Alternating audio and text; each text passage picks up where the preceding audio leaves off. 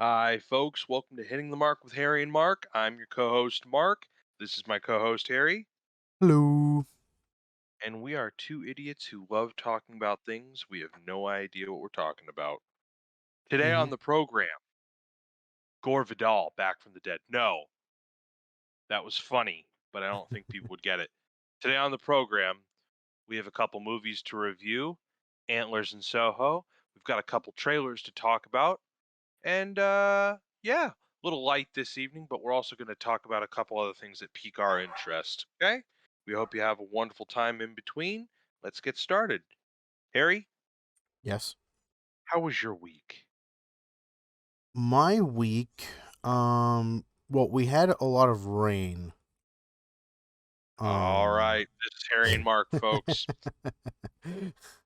no, work was a little heavy because a lot of leaks on property, so I had to take care of that. Yeah, I hope we don't turn into the next Mhm. Texas, if you know what I mean. Hopefully. What else? Yeah, I guess just the same old man, just working and trying not to do as much stuff after work as possible. Hey, I that's perfectly fine. mhm. Watched a lot of been getting into a lot of I was talking to you before the podcast, crime documentaries. Mhm. Like I was saying, watched this one called Yeah. Night Stalker. And that one was good, and I'll talk.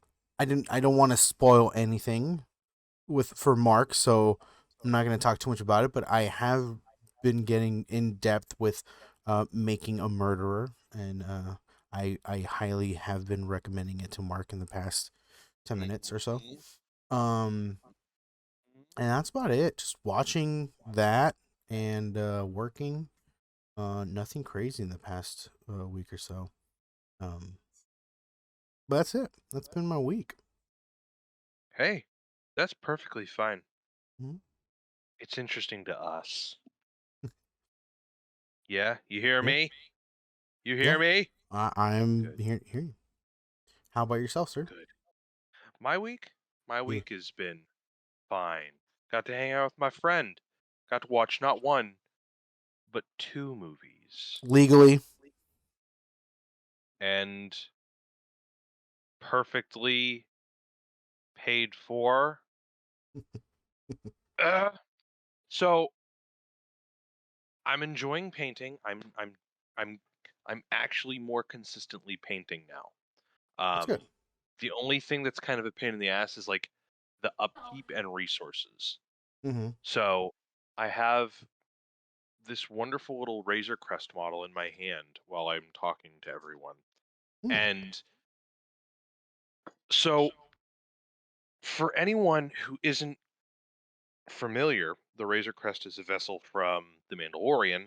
Um, it's kind of got like a an old chrome Cadillac kind of vibe to it, right? Okay. But the main visors on it are really small, and I've been fiddling with the stickers that come with the box and custom bought water slide decals because I don't like stickers. They don't look good, particularly depending on what you're putting on your model. Uh, and I'm dog shit with water slide decals. So I've elected Mm. to use the water slide decals for the golden like stripes on the side of the Razor Crest. But Okay. I'm trying to do a bunch of different techniques for the like the windshields or the glass canopy. Okay. So I had one model and I put the water slide decals on there and it doesn't look really good. And then I've been looking online, and a technique that some people use is they prime their model and then they use a gloss finish on something that's supposed to be reflective, Mm. mask that, and then they just keep painting. And Okay. I think I'm going to do that. So I have some gloss varnish. I'm going to put it on my primed model, Mm. just the front canopy portion. and then I'm gonna mask that as best I can, and then paint it how I'd like. Um, you wouldn't believe how fucking hard it is to get a color of silver or chrome that doesn't look like shit. Um, on the previous version of the Razor Crest that I also have, Okay. uh, the color is too bright, so I'm trying to find a chrome or a silver that comes with a nice little asterisk on the Hmm. side. It says like dark or light or whatever. Yeah. Because I really want to give the impression of it being like a dark reflective ship. Anyway, I'm really excited. I think the next thing I'm gonna do is my Starship Discovery. Hmm. I have some photo etched parts on there to really add some more depth to the model. For anyone who doesn't know, photo etched parts are aftermarket custom piece, not custom. They are aftermarket pieces Mm. from metal plating that you can put on your model to uh, increase detail. So, for example, one of the things that I'm going to be getting uh, for the Discovery model is photo etch pieces that create an open hangar bay for the ship. If you buy the model, it's just the exterior. It's just like the saucer, the body, the fucking the Bassard collectors and the nacelles and whatever. Photo etch parts essentially provide detail that add upon the already, hold on, bad explanation. Photo etch details are just extra things that detail your model. Mm. So, for example, when I said da da da hanger, what I mean is the store bought unopened Discovery is just the Discovery. There's no internal anything. With a little bit of customization, you can take off a little piece of plastic on Hmm. a portion of the ship and put photo etched pieces in there to make it resemble the internal shuttle bay of the Discovery, Oh. which is what I want to do, which is what Yes. I'm interested in trying, and adding all those little details that like most miniature models don't quite get right, or not get right, but can't, compete with like something that's CGI and has like a million details. Or uh, I think an X-wing is a perfect example. It's pretty much like one of the more detailed models, yet it's like there's always some kind of variance from that what you see in the movie. So yeah, that's super fucking fun. Um, yeah. Other than that, fucking, I'm grinding my head into a cheese grater at work, so that's Hmm. fun. Mm-mm-mm. Uh, and I'm gonna be starting a fucking Storm Swords. All right. I've been a little while off the bender from Game of Thrones, but Yeah. I always keep seeming to come back to it fairly quickly. Okay. Uh, which I appreciate actually. I feel like I'm not just testing out the waters with George R. R. Martin. I'm actually really enjoying some of his work. I think consistently. Um, so yeah, I appreciate that, and I'm looking forward to actually reading another one of his books that's not in the Game of Thrones for like umbrella. It's Uh-huh. called Fever Dream.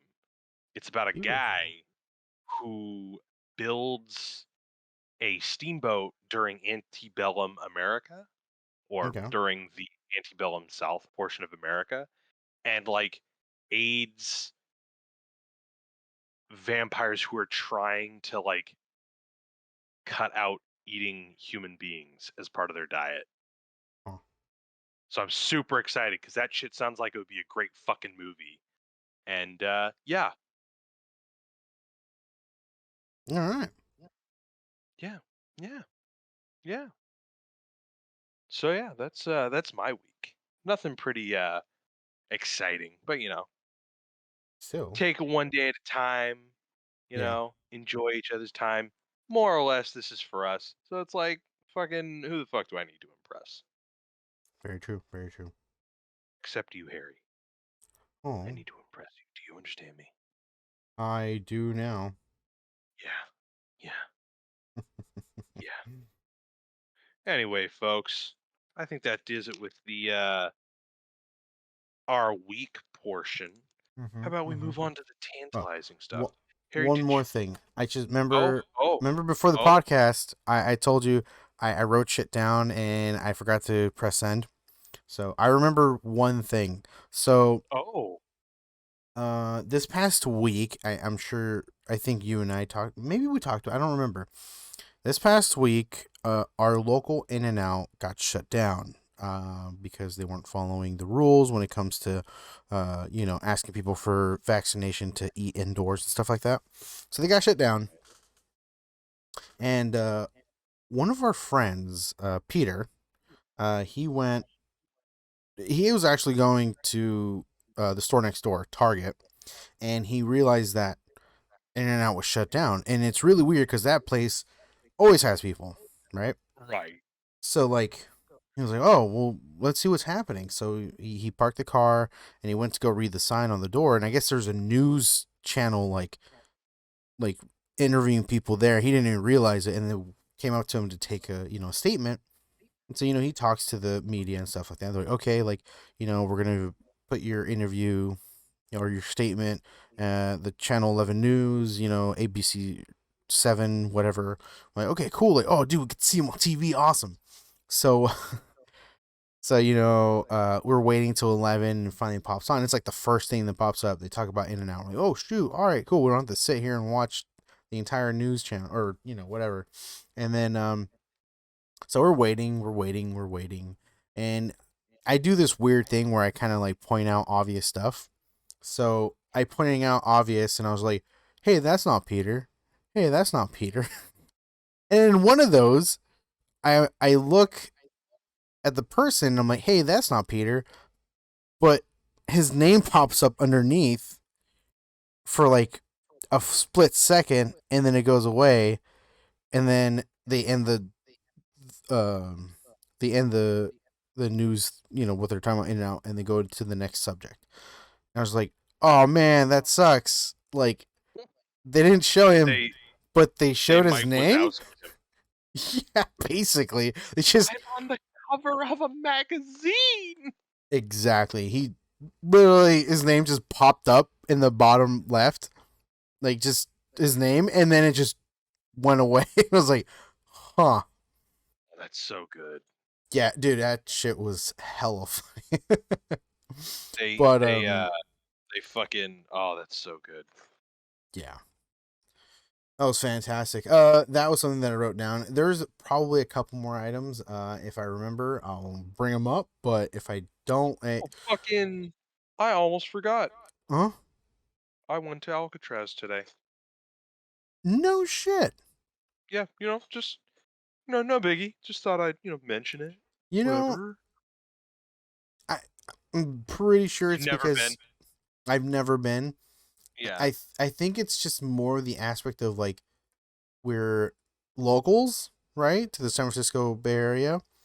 Um, and we're just like, oh yeah, Alcatraz is there. Yep, totally. Well, yeah, cool. It's like this well, that for some reason we just don't go to. It's It's like, "Oh, hey, you wanna go to Alcatraz?" "Nah." like what the yeah, we're gonna pay to go to an old prison on an island. Like, don't get me wrong, there's a lot of history and stuff and all that, but it's Oh, like, yeah. yeah, I don't know. I'd rather No, I just get where you're coming at. yeah, I'd rather go to the movies. Mhm. Yeah, I hear And you. I definitely hear you on that. It was enjoyable. Like, that's good. I'm trying to be a little more, like, "Oh, hey, let's go out," or sorry, Stace is persuading me that I should be a little more like, "Hey, let's go out. Let's try to enjoy ourselves a little bit more." Hmm, hmm. And, like, I'm not averse to any of that. Like, I do enjoy, like, going out, but I'm Yeah, just bad at it. I don't blame Uh, you. but it was fun. It was really nice. I love fucking going some random spots and just learning some random stupid shit about a place. Yeah. Yeah, So yeah. and that's probably a good spot. My old boss actually went to Alcatraz. So my old boss is from San Jose, Mhm. or he's from Fresno, so San Joaquin um, Valley, and he worked in San Jose for a while, and worked in San Francisco, and that's where I worked under him. And before he left San Francisco, he's like, I did all the tourist things, right? It's like we've been living here for so long, we never did any of the tourist stuff, and he's like, before I left, I did all the tourist stuff, and I thought, yeah, that makes sense. Like again, like I said, we're locals, so like we never touch the you know, Yeah. high tourist areas because we're just like it's full of tourists. Like, why would we Yeah. go there? Like fuck you. So Yeah. yeah, so like, but yeah, I mean, it sounds like fun. Like Hmm.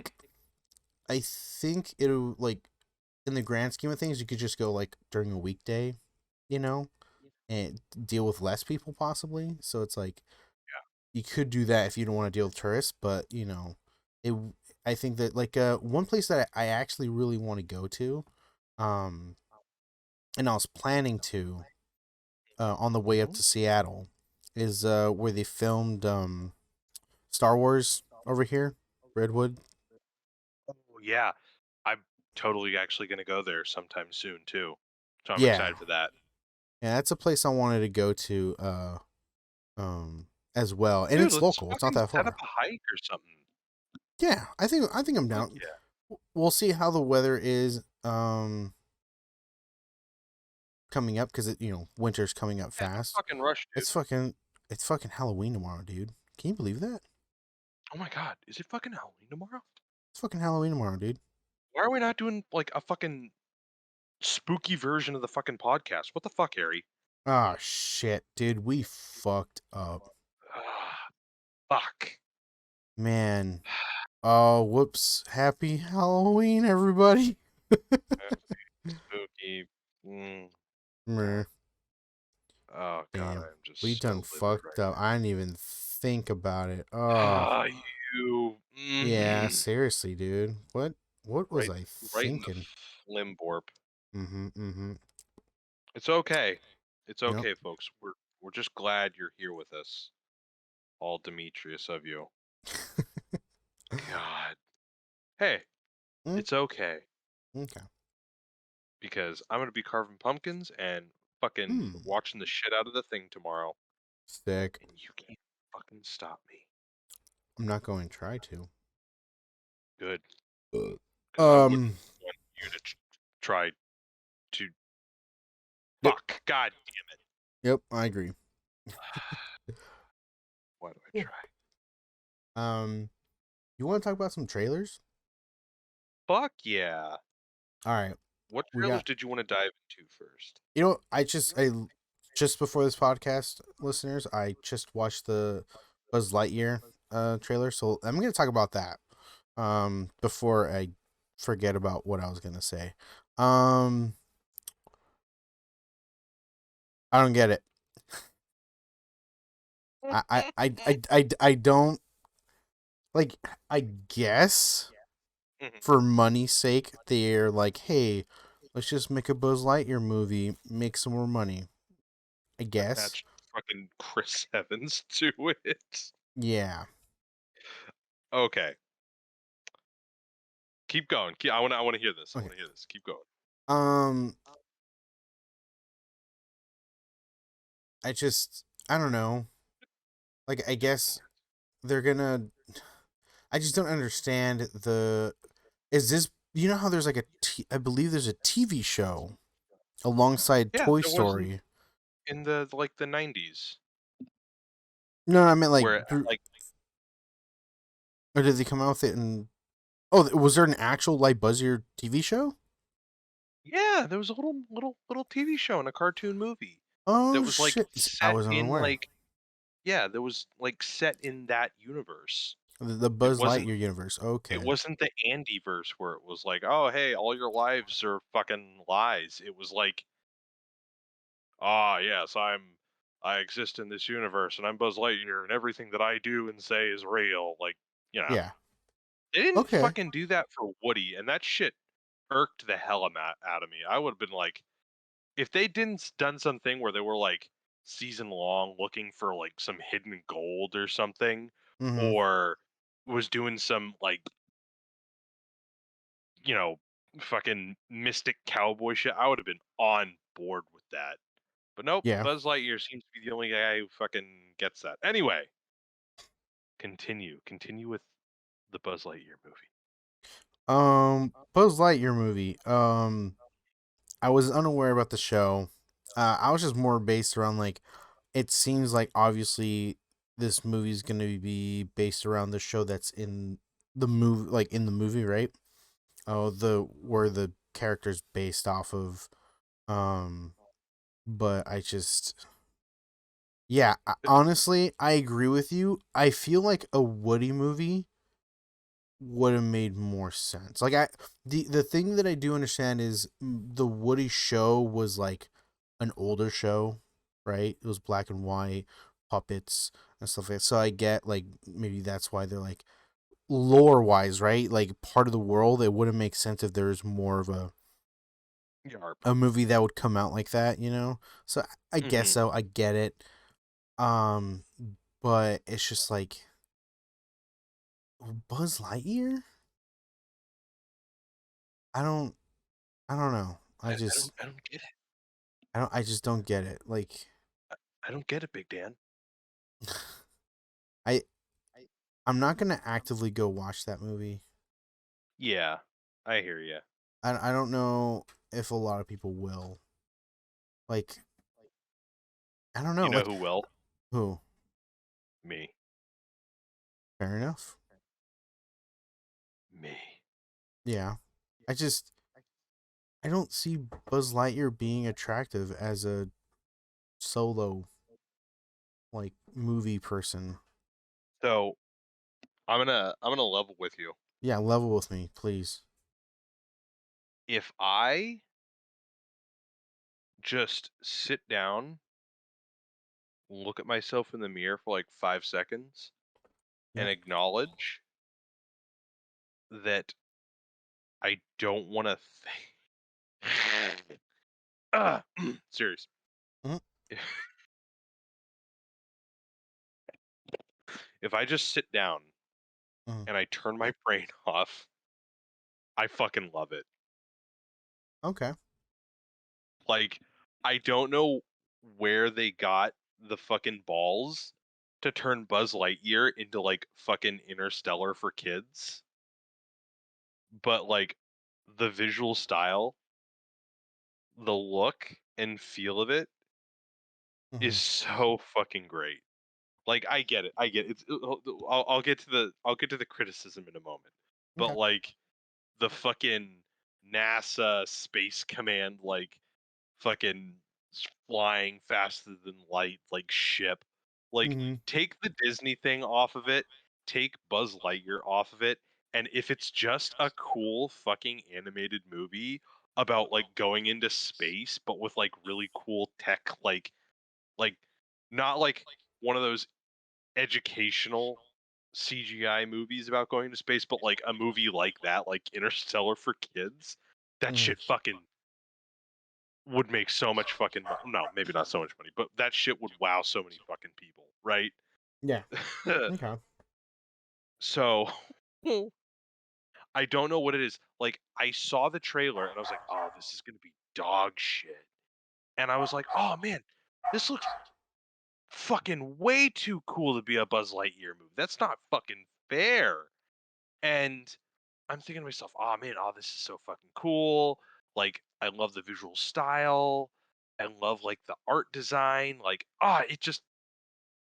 it just works for me, right?"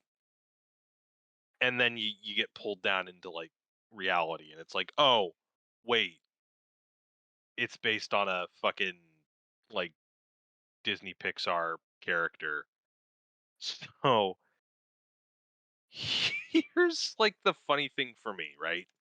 So the second movie uh more so than the first, I think really leaned heavily into like the consumer aspect of it and how it's like, you know, the game was made for Buzz Lightyear, and it's all, it's over emotional, and then they kind of lean into like Zurg being Buzz Lightyear's father, and you go to the toy store and it's like shelves of Buzz Lightyear, and it's like all of these products and all of these things are just there to sell Buzz Lightyear, right?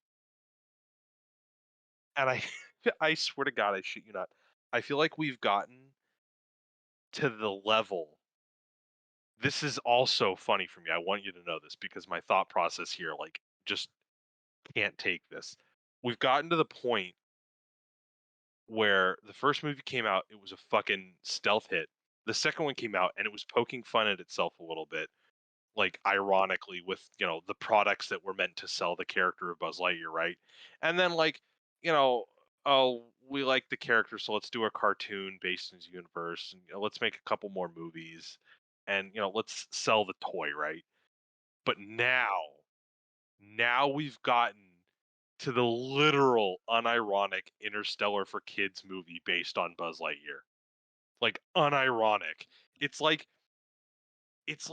one of my favorite fucking things in film uh is the movie within the movie, or like the dramatization within the movie. Elaborating on that moment, I'm sorry. Scream does that. Scream 1, it comments on film, right? And then Scream 2 and 3, almost all of it takes place around the idea of like, so there's a dramatization of the events, and it's like funnier, right? Or it's like sillier. Like the dramatization in and of itself is what's funny. And then you have the most exaggerated version of that I can think of at the moment, which is like Chicken Little. So he saves the world from the aliens, right? And he's this wimpy little kid and yada yada. And the end of the movie is literally him and his like nerdy wimpy kids getting a movie where he's voiced by Adam West, and they're all just badasses, right?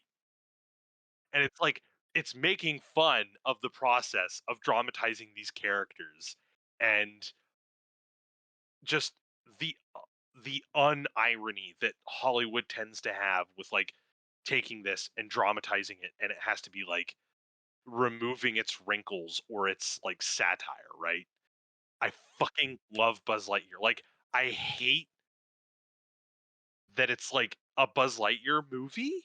Like, but I laugh at the fact that like it's an unironic dramatization of a toy character.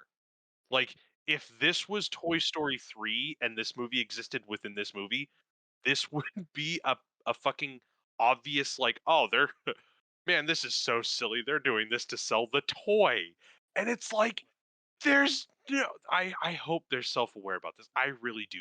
I hope at the end of this, it's like Andy's taking his kid out of the theater and he's the same age as Andy was in the first one. He says, "Oh, I fucking love this movie." That's all I hope for. That's all I want. Because this shit is so wacky. This movie is trying way too hard. I'm not, fuck it. I I want to see this. I hope I have a good time watching this movie because it's like I love the aesthetic. I love I'm almost embarrassed that I'm saying that I'm liking this movie because it's like it's everything in like a like I keep saying it. It's like everything in an Interstellar for kids that I would want, except it's literally based around a fucking toy. A toy that they just keep reinventing to be like meaningful. And it's just so fucking I don't know if I'm getting through just how fucking silly this shit is. Uh because I'm laughing my ass off every time I think about this fucking character now. Like now they have to make a Woody show or a Woody movie exactly like this. It's got to they have to like put on the charm and the fucking the heart. They got to get oh fuck, they got Chris Evans. Nope. They gotta get fucking Robert Downey Jr. to do Woody. Or no. I'll take a little more comedy. We'll do Mark Ruffalo, okay? Mark Ruffalo. I'll go yeah, I'll hang my hat on that. We'll do Mark Ruffalo for Woody. And it'll Okay. be like, "Oh, it's the origin story for the the heartbroken, you know, poncho with the sheet metal underneath his shirt wearing cowboy." God, so fucking great. It's the making of Woody. And it's like the opening is literally like that poster for the Mandalorian where it's like it's his silhouette on the background of like this rising sun, and Woody's got like this Colt revolver in one hand, and who's the fucking horse, the toy on his left side, and it's like it's exactly like that, Uh, and without a shred of fucking irony. I want that. I want that so much. Oh god, I'm literally living no, sorry, I'm gonna get rid of the literally. I'm living in a universe where that is unironic. My life is fulfilled. oh, okay. I want this to succeed. I really do. We'll get more unironic dramatizations. Yeah, I mean, I'm intrigued of what other stuff can come out with this. I'm really not. I'm not. I'm not.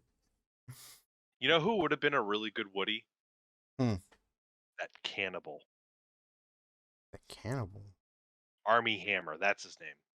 army hammer. You know Army Hammer, the guy who played the Lone Ranger remake with Johnny Depp. I never watched it.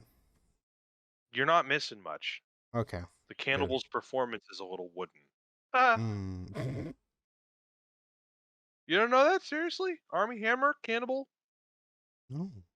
has a fantasy for like eating human flesh? Are you saying a cannibal? Like, if I know what a cannibal is? No. Talking Army Hammer, the actor, it was revealed that on top of being incredibly abusive, he fantasizes about eating human flesh. I had no idea. Yeah. Holy You know, now shit. that I think about it, I think that would add a lot of gravity to his performance. Just like Woody, a man starved for love and human flesh. Mm. Mm-hmm. Oh Mm-hmm. my god. I oh man. Bo Peep. Oh god. I'd make it like a one of those modern like culture clash lesbian period pieces. Oh, Mm. so good. Potato Head. Ah, Potato. don't even get me started. They already did Rex with the dinosaur movie a couple years ago. Shit. That's true. That's true. Man, so good. I'm just floored, Disney. I am floored. You made the ironic unironic, and I hope you're aware of that. I hope. Anyway, sorry, Yeah. moving on. No, go for it. Yeah. I think. All right. So there's three other trailers we were thinking about talking about. Okay. Um, because it's Halloween tomorrow. Let's go from least Halloween to the most Halloween. So Okay. let's go talk about the Uncharted trailer. God. Yeah. um I'm interested. I do like Tom Holland. I think I really think he needs to get out of the Spider-Man mold. And I don't just Yeah. mean the Spider-Man character. I also mean like Right. I would like to see him get out of like the young actions like adventure star mold. Mm-hmm. Because I do think he's a very charming actor. The Devil All the Time, I think he did a really great job in. Mm. Uh, I see a bit of Spider-Man in this Uncharted film. Um, Mm-hmm. I'm going to cut out the fact that I am a huge Uncharted fan, and I spent a good portion of my adolescence wearing Henleys to emulate Nathan Drake's look. That's a embarrassing point that I'm divulging to four people. Uh, it looks like a fairly standard attempt to reinvigorate like the adventure genre. Like, I'm Yeah. sorry, the how do I the buried treasure Oh, adventure okay. genre. Mm-hmm. Like the Indiana Jones Tomb Raider kind of vibe where it's like, let's go to National these Treasure. exotic places. Yeah, exactly. Funny enough, I actually got National Treasure vibes from this. I Mm. the uh the look and feel felt kind of generic, I think. Okay. Uh I was not impressed with the visual style. Very, very, very little like visual uh language is conveyed. As in like Mm. the overall, I think, character. How do I want to put this? I can't tell who's directing it, Okay. as in their visual language. So when you see like a fucking a Tarantino movie, you know instantly it's Tarantino, or like Right. uh you know uh fucking Christopher Nolan. I I I feel like there is a bit of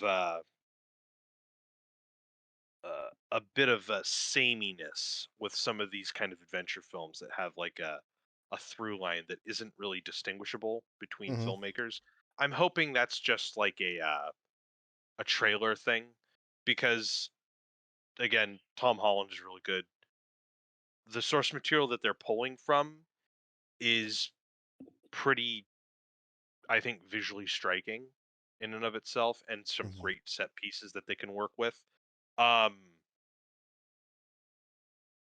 Having said that, I don't think it transfers well onto the film. There's a bit in the trailer Mm. for it where they pull from Uncharted 3 when Nate is being thrown off of it or falls out of the back of like a carrier plane, and he's Yeah. like holding on to like a bunch of cars. And I feel like that set pieciness doesn't quite work for me. Call me, I guess, less extravagant. I tend to like a lot of my action adventures less uh impossible. Like, it works for me with the video game because it's a fucking video game, but Yeah.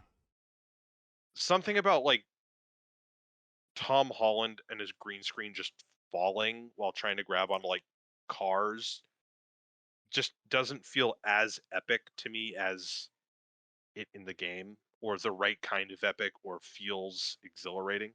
Mm-hmm. Um it looks like that they're kind of condensing a bunch of what goes on in the games, and I mean all of them, into like one kind of singular story. For anyone who doesn't know, Nathan Drake is like a mercenary fortune finder, uh, amateur archaeologist and anthropologist, I think. Not anthropologist, archaeologist. Mm. Uh, and he's aided by his friend Sully, Victor Sullivan, who is played by I don't want to say miscast, because I'm willing to give anyone a chance, but an oddly cast Mark Wahlberg. So, Uh, um, is it actually Sully? Is he playing Sully? oh, So you know what? I thought he's playing Sully's brother or something like that. What? So he didn't have a brother. This is bullshit. This game, Oh, it ruined, ruined. hold on. Yeah, he's playing Victor Sullivan. Or wait, is that Yeah, his that's name? silly. Oh, okay, never mind. I stand corrected. I guess he says like someone's brother. Maybe it was just a lyric Oh, in because there. he's apparently he knows Nate's brother in this, which I thought Oh, was okay. strange, but that doesn't fucking matter. Um, Okay, I so stand corrected. Go for it. I'm more concerned with seeing if they can get the general like dynamic, and I want to see what else they can like bring to the dynamic because it's like Yeah. these are kind of reimagined characters. Mhm. Uh, we're meeting them together when they're younger in a slightly different way. We're introduced to Chloe Frazier, who is another fun character. Um, Overall, I do love like archaeology, looter, adventure Mhm. films like this. They're always fun. They always vary in quality. I still think at the end of the day, Indiana Jones just knocks every other conceivable one of these movies out of the water. Yeah. Um, but I'm interested in seeing like I think both of these actors are fairly charismatic. Mark Wahlberg's been doing like a bunch of these like strange fucking movies every year, and like he just happens to be in this big budget like adventure film. Tom Holland is like one of the biggest fucking heartthrob kid actors or Yeah. 20 something actors at the moment, so like good for him. It looks fun, honestly. Uh Having said that, compared to like a game, uh, uh, I again like I would have liked a slightly more grounded film instead of like them jumping straight to 3 with the fucking car climbing out of the back of a plane kind of thing. Yeah. Um but I mean, it's like that's just my particular preference. Like I don't Right. like uh I think for the longest time Temple of Doom was one of my favorite Indiana Jones movies. I thought it was like really underrated.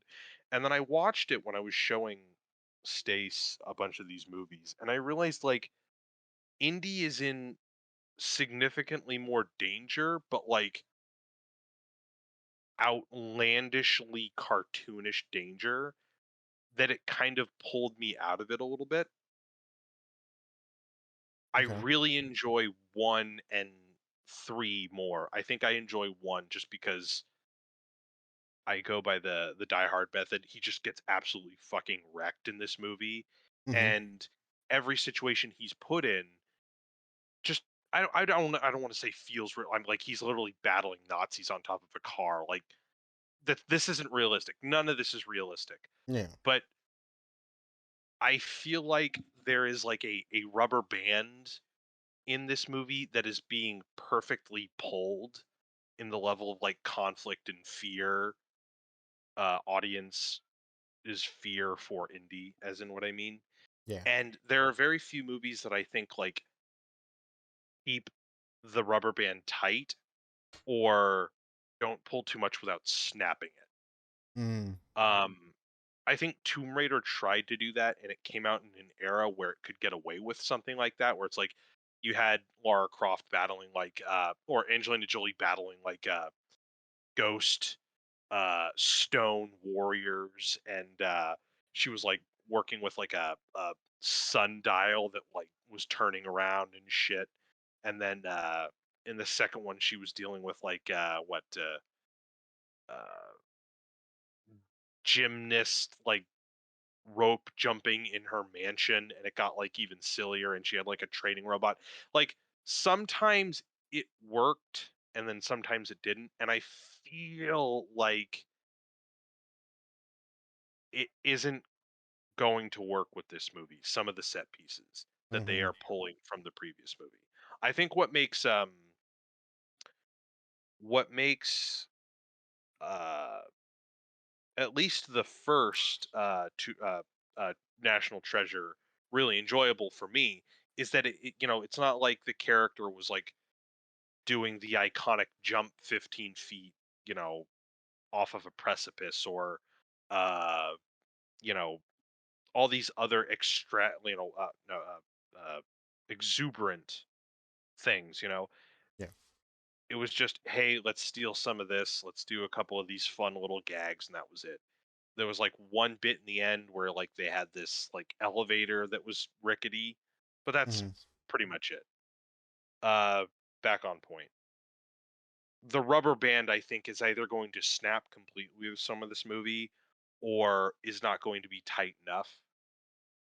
So Okay. like one of the things I talked to with Stace about one of the things I think I've mentioned to you a lot too, or maybe in passing, Hmm. is I think a lot of films that shoot now tend to shoot clean. By that I mean, when I've been showing Stace a couple of these movies, I'm trying to catch her up on fucking every conceivable movie on the planet. Yeah. Older movies tend to have a naturally like grimier look and feel to them. Yeah. Like Harrison Ford is like sweating profusely in every one of these movies because they're somewhere in like Egypt or Jordan or fucking South America, or at least they're on location. You know, Yes. what I think the appeal of the first Ghostbusters movie was like they're actually in New York, and there's so many scenes of Bill Murray, Dan Aykroyd, and Ivan Reitman just kind of running through the city, and just like there are people just kind of looking at the camera if you're paying attention, and it's just like real people. These movies now, that's not fair. Large budget kind of action set PC kind of films are so removed from any kind of like genuine set design or location scouting that it's like it doesn't feel quite as visceral. Like there's a great bit where it's like there's a full screen shot of Harrison Ford in the beginning of the first movie just running, literally running from like a group of people, and the horizons in the background, and it's like this is a wide fucking shot. And it's like you don't necessarily see something like that now in a movie of this caliber. It's like there's usually like Yeah. a 100 by 100, if you can even get that, like set that's like painted or molded or constructed to look a specific way or whatnot. Uh, Vault. Trying to think. It was a Netflix film. Okay. It was a heist Netflix. Doesn't fucking matter. Had some of that where they got a lot of external shots, but it didn't quite capture the same feel because a lot of it was still contained, small population sized environments. I bring that up just because I feel like it does attempt to have a larger, like, grandiose look and feel to it. Hmm. Uh, the point I'm getting to is I am excited for the Uncharted film. I'm Okay. always excited for movies like these. In my heart of hearts, that like fun dude traveling the world, solving puzzles, or dudette, uh, kind of getting the gold and figuring out what to do with it. That's always going to be something that like my child like lizard brain loves. Hmm. I do think Tom Hardy will do a great job. You know what? I'll fucking say it. I even think Mark Wahlberg's gonna do a good job, even though I don't care for him as an actor. But that's just me. Having said that, I do kind of, when I see the trailer, I'm a little bummed the more and more I watch it. Just kind of how like clean it feels, Yeah. the very produced vibe it has. Okay. But like with Buzz Lightyear, I really would like to give this kind of production a try. Um, I I don't want to just be judgmental in the sense that like, no, I hate it. It looks glossy. It's gonna suck. Like I could be that way and just have the worst experience because I'm already assuming that's going to be terrible. Yeah. Again, love the genre, looks fun. I'm willing to give it a shot. I'm just noting a couple of things that I tend to like not care for as much, but I'm always willing to give movies like this a shot. Okay. Next movie me baby. Next movie we're gonna talk Oh, you about know what? is. Hold on. Oh, I will yep. say something that's completely damnable. Okay. Give it to me. Mark Wahlberg doesn't have a mustache. I hate it. I hate that he doesn't have a mustache. They Um. could make him Mark Wahlberg, or they could prop up Marlon Brando's dead corpse for all I care. Whatever, doesn't matter. He needs the mustache though. That fucking mm. Okay. Quick, change the subject before I continue. Just change it. Uh, Change it. the Change it. Batman. The Batman. The Batman. Okay. The Batman. I love Paul Dano. Paul Dano is Paul Dano is going to be the Riddler, okay for sure. or Hush. I don't know. Like his mask looks like very hushy to me. Mm-hmm. Mm-hmm. Hush is basically just like an evil Batman. Hush is a kid who grew Oh. up friends or acquaintances with Bruce Wayne. Okay. Um, Okay. Billionaire kind of family, except just evil. Okay. Fair enough. That's really fucking it. Um, okay. I the more and more I watch oh, collect myself. The more I Mm-hmm. Mm-hmm. watch the Dark Knight trilogy, the more I realize I don't quite care as much for the like completely parallel to our world kind of vibe the city has. Mm-hmm. Like, I don't get the vibe that Gotham is the greatest and yet the most like corrupt city in or the most dangerous city in the world, right? Mm-hmm. Like, it's fun seeing a world that is so like akin to ours and the Batman's kind of just fucking around in it. But it feels small, right?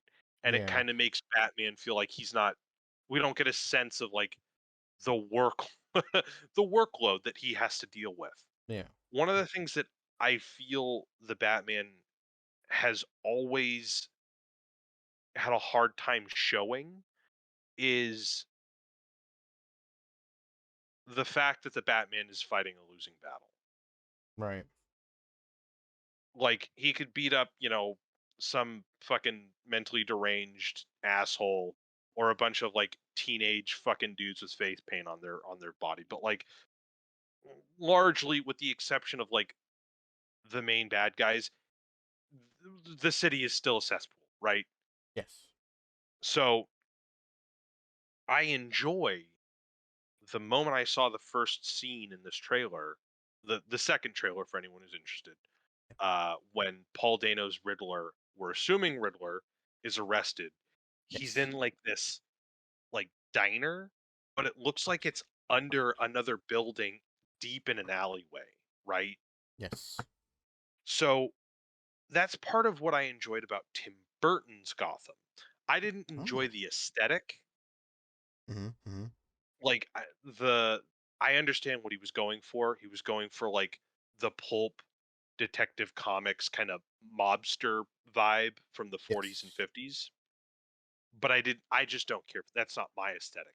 But what Yes. he did do was create a an environment an environment that Environment. felt intricate, right? Or at least implied that it was intricate. Mm-hmm. I love the scenes of them overlooking Gotham because this is a Yes. city which is feels like it could exist but also feels like a bit of a hellscape, right? Mm-hmm. Mm-hmm. It really shows off that it's crime ridden, it's gritty, it's it is that cesspool. Yeah.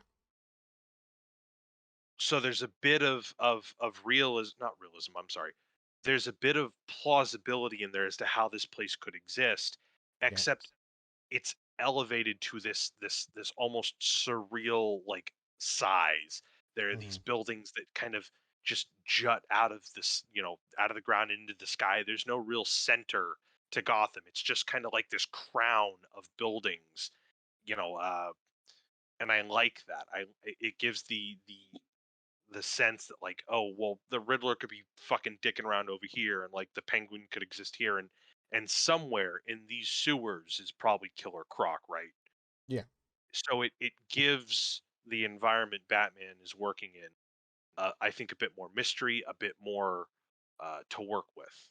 I like that. I like that a lot. One of the things that I feel diminishes the Batman a bit is when they reduce the city to something that feels more akin to our world. Like, Mm. granted, I don't like the Schumacher Gotham. Like, it feels less like a city and more like a turn of the 1920s like painting. Uh-huh.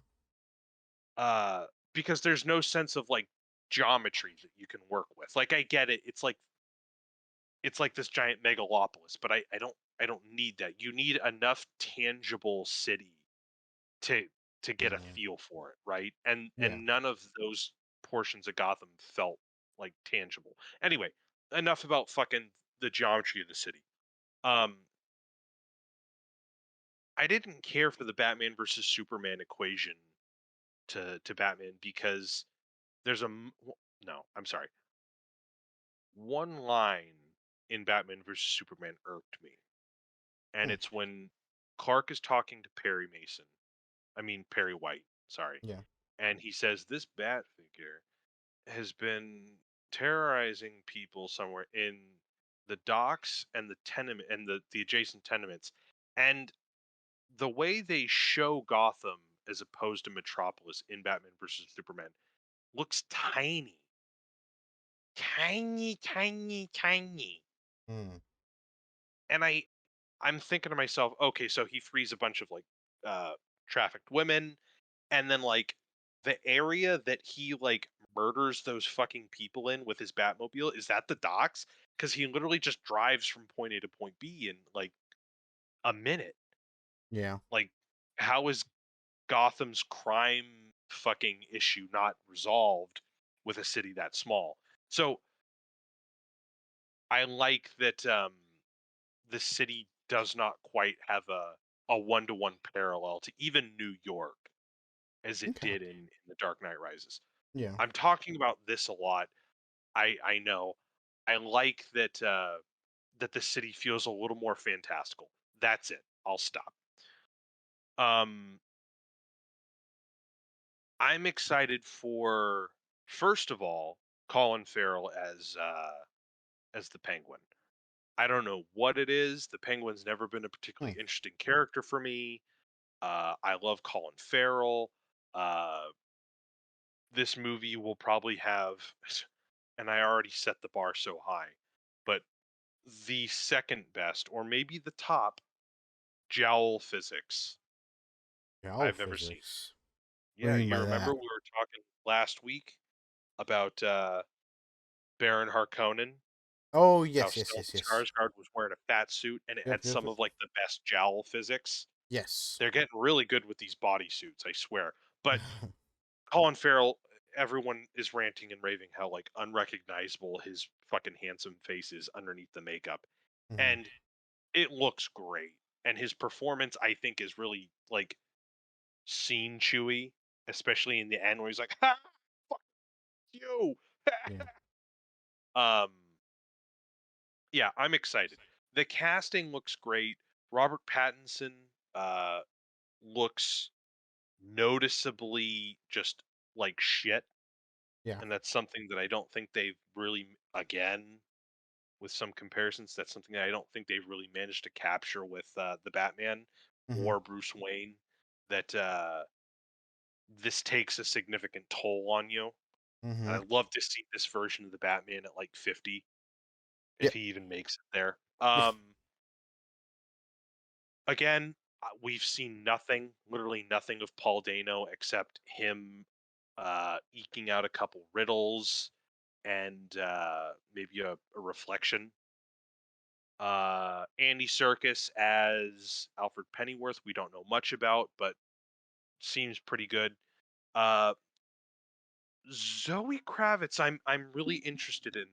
I really want to see their dynamic, hers and Robert Pattinson's, or i.e. Catwoman and uh, Batman's. Mhm. They are a pretty interesting duo. They got married in the comics not too long ago. Uh, I want to see what they do with this character. I hope it's not one note, but I would like to see what they do differently or what they can do with them. Uh, let's see.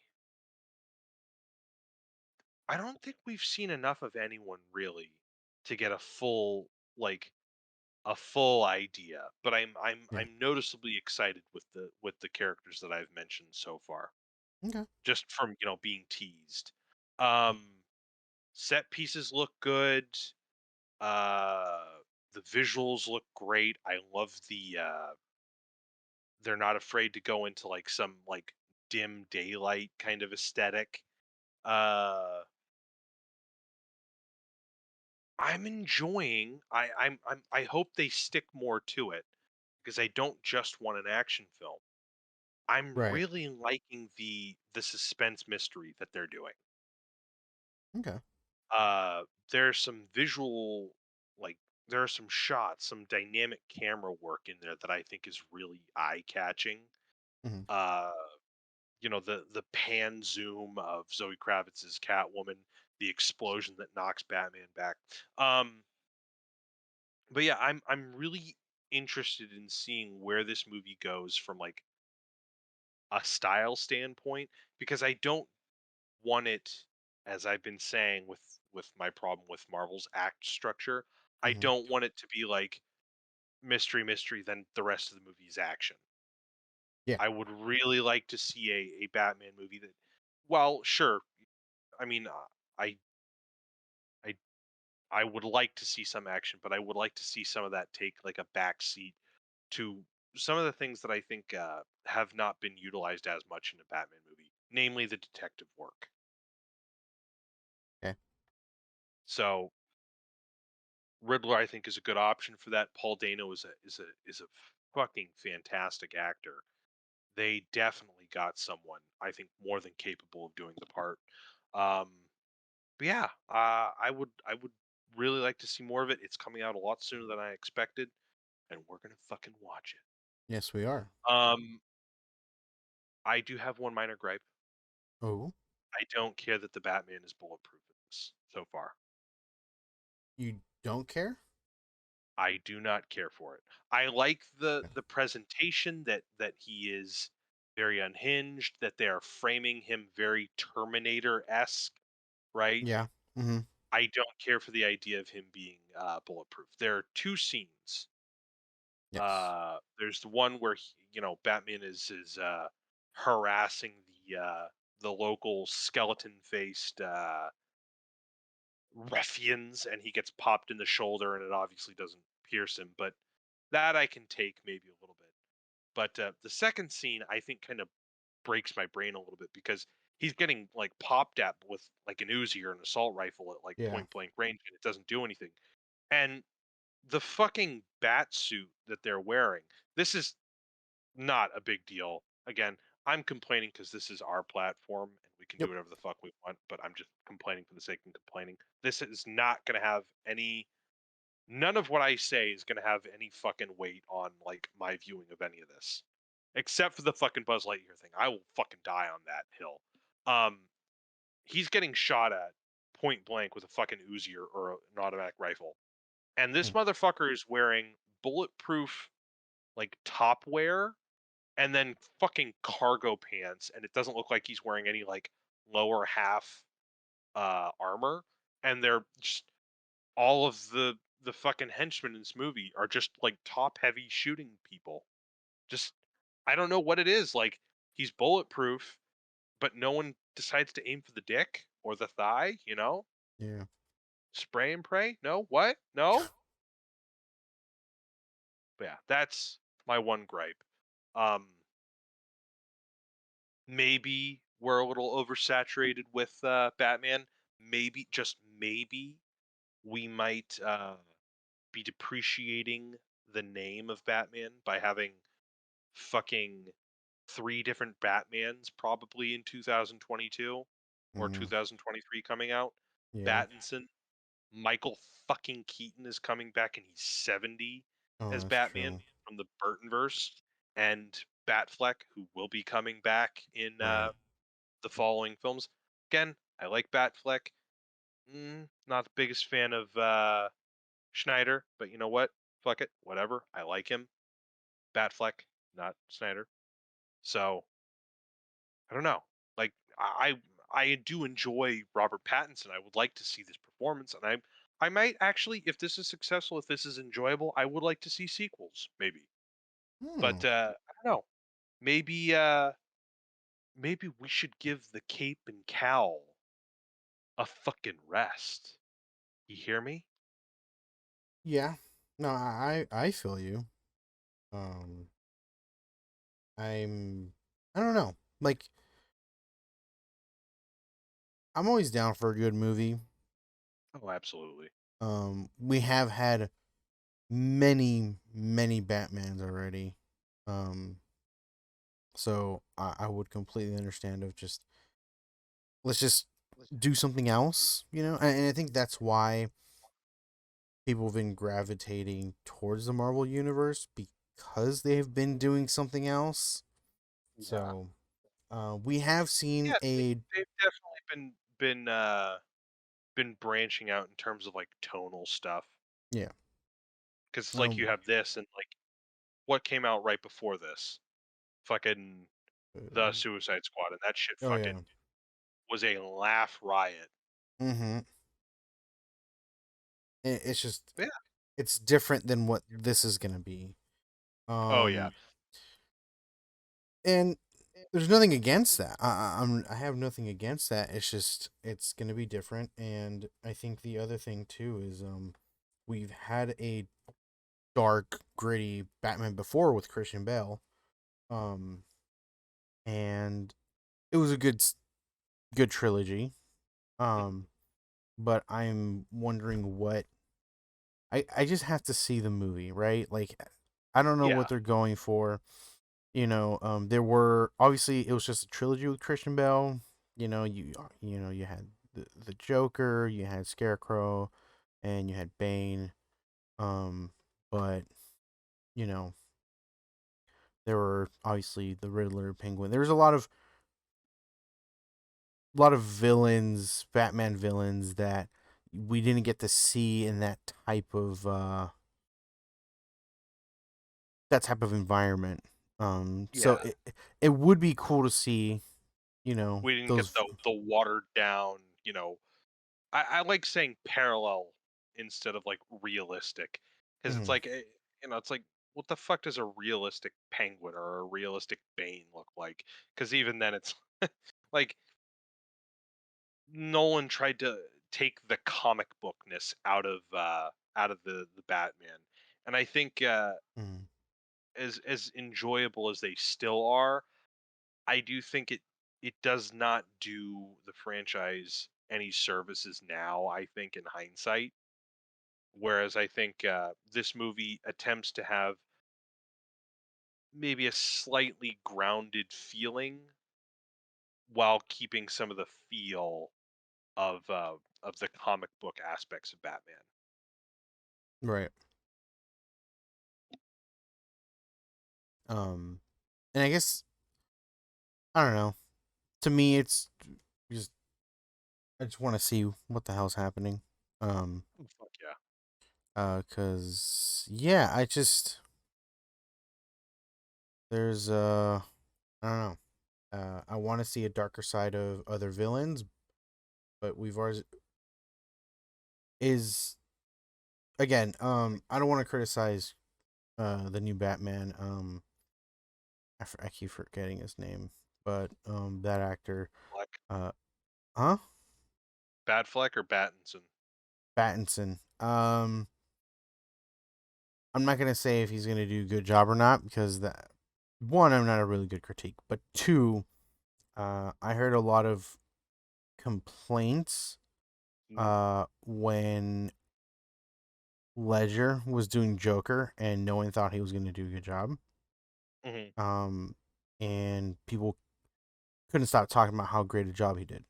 So, and I always look back to that scenario when it comes to people judging things before anything's released and the movie's out, you know. Right. So, but the trailer looks good. It's Yeah. it's Oh yeah. it's.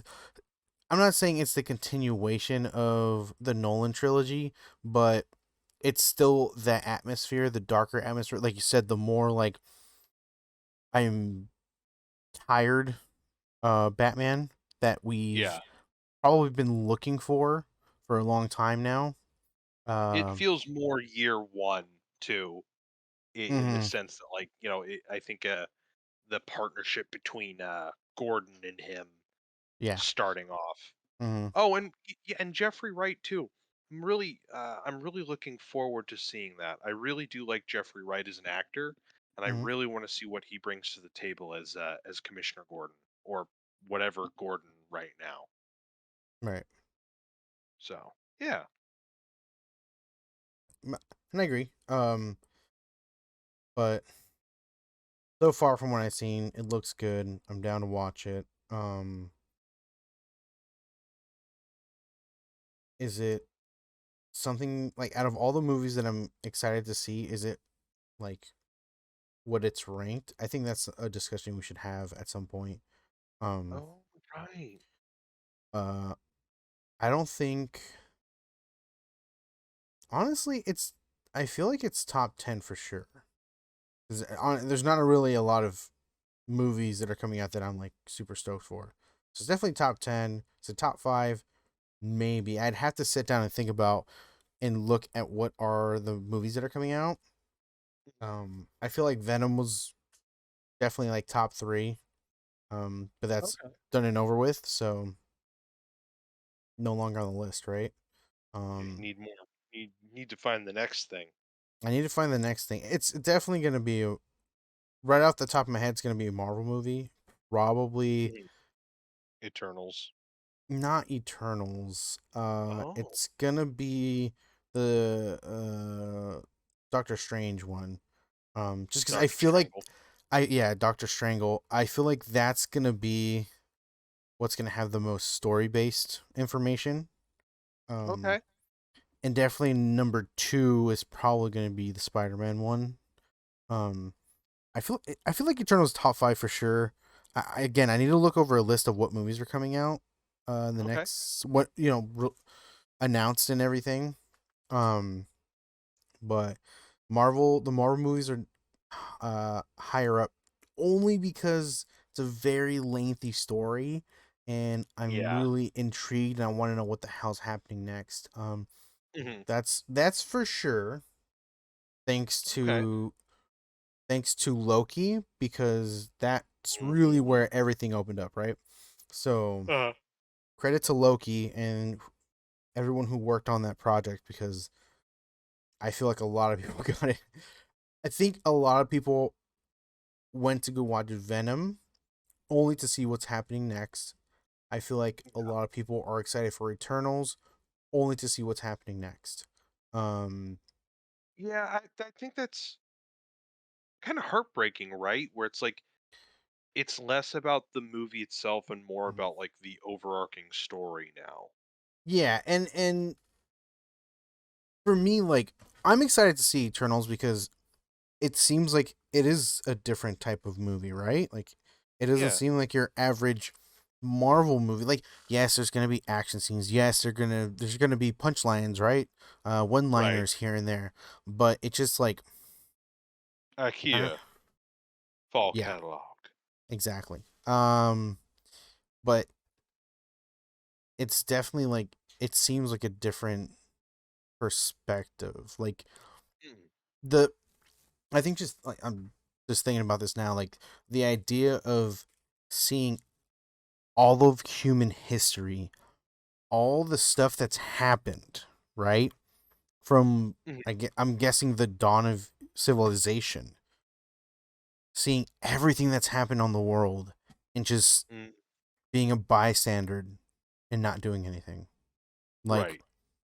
and like the way they explain it in the movie or in the trailer, it's like they're basically like humans are their children because they kind of raised them and showed them how to do things and then kind of let them do their thing and all they're doing is just sitting there watching ourselves like annihilate Yeah. each other. So it's like I love these kids. Thanos snap.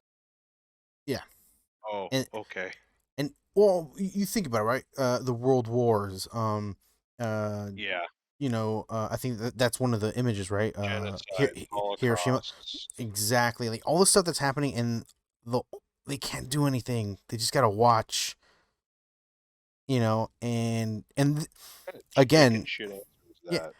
and they have to endure this their entire time on Earth, right? So it's like I don't know, like I feel like it's a different feel than like Iron Man or Captain Oh yeah. America, or it's like yes, they see suffering, yes, there are some serious tones involved, but like I think it's just a different mentality, different, like to have the wisdom of, because obviously we don't know where they came from, and what their past was before they came to Right. Earth, but like being alive on Earth for that long and just having all that wisdom but not being able to do or say anything, like Mhm. I don't know, like I like it goes to You're interested me. in that, yeah. Yeah, to me, like how like people say, oh, if you lived forever, what would you do, kind of stuff. Like my answer is always like, oh, study I would study the shit out of everything, because I would Fucking know everything, right? that fucking library from the last Airbender. Basically, like I would just learn everything as much as possible, because I know that I'm gonna, if I can't die, right? Like let's say I'm an eternal, like I would want to have the knowledge of everything as possible, because like if I'm gonna be alive forever, right? Like people can come to me and be like, "Oh, what happened at this time?" And I'll be like, "Oh, well, this happened and that happened." Like, how do you know? Because I was kind of there, kind of stuff, right? So it's like I kind of had like, but the thing is, the difference between my scenario and theirs is they can't say anything, right? They're just kind of stuck. Right. It just like they can't help. Like, like let's say like I go in and be like, oh, actually, you shouldn't do that because 200 years ago they tried to do the same thing and didn't quite work Mhm. out, right? You did, Be a or like guy. exactly. Where in this scenario they can't. So Right. I don't know, just They're kind of like, bitch asses. mm-hmm. And I'm intrigued to know who's kind of telling them what to do. The So, Celestials. mm-hmm. So I'm obviously more excited to see what is involved with the future of the Marvel universe, but I'm also excited for the movie just to That's a see movie. as a movie. I'm excited for it as a movie. Um it might not do well. It might be horrible, but I've seen worse. I've seen S Darko. So there's that. Harry, that Yeah. was a good joke. You put a fucking joke in this in this podcast. I try, I try. Damn. Good on you. Good fucking on you. Yeah. That's Um a god damn, Harry. You a smart motherfucker. You a funny motherfucker. That's right. but yes, basically, um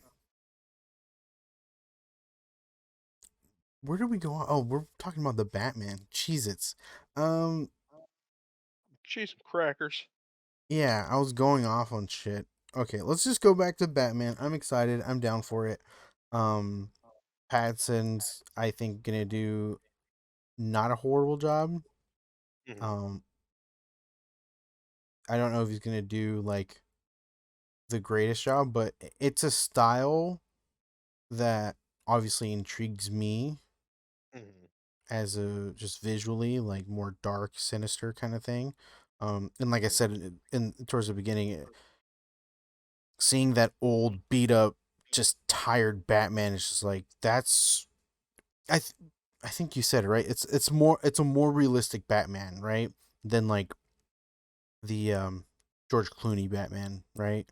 Just like it just seems like Bruce Wayne would be just so tired of doing things like just in real life. Like I know in the comics, and shows and stuff like that, he can be the Bruce Wayne and can be the Batman, but like seeing a more down to earth reality of certain universes um is really nice because it's like, Yeah. yeah, that's so true. Like Mhm.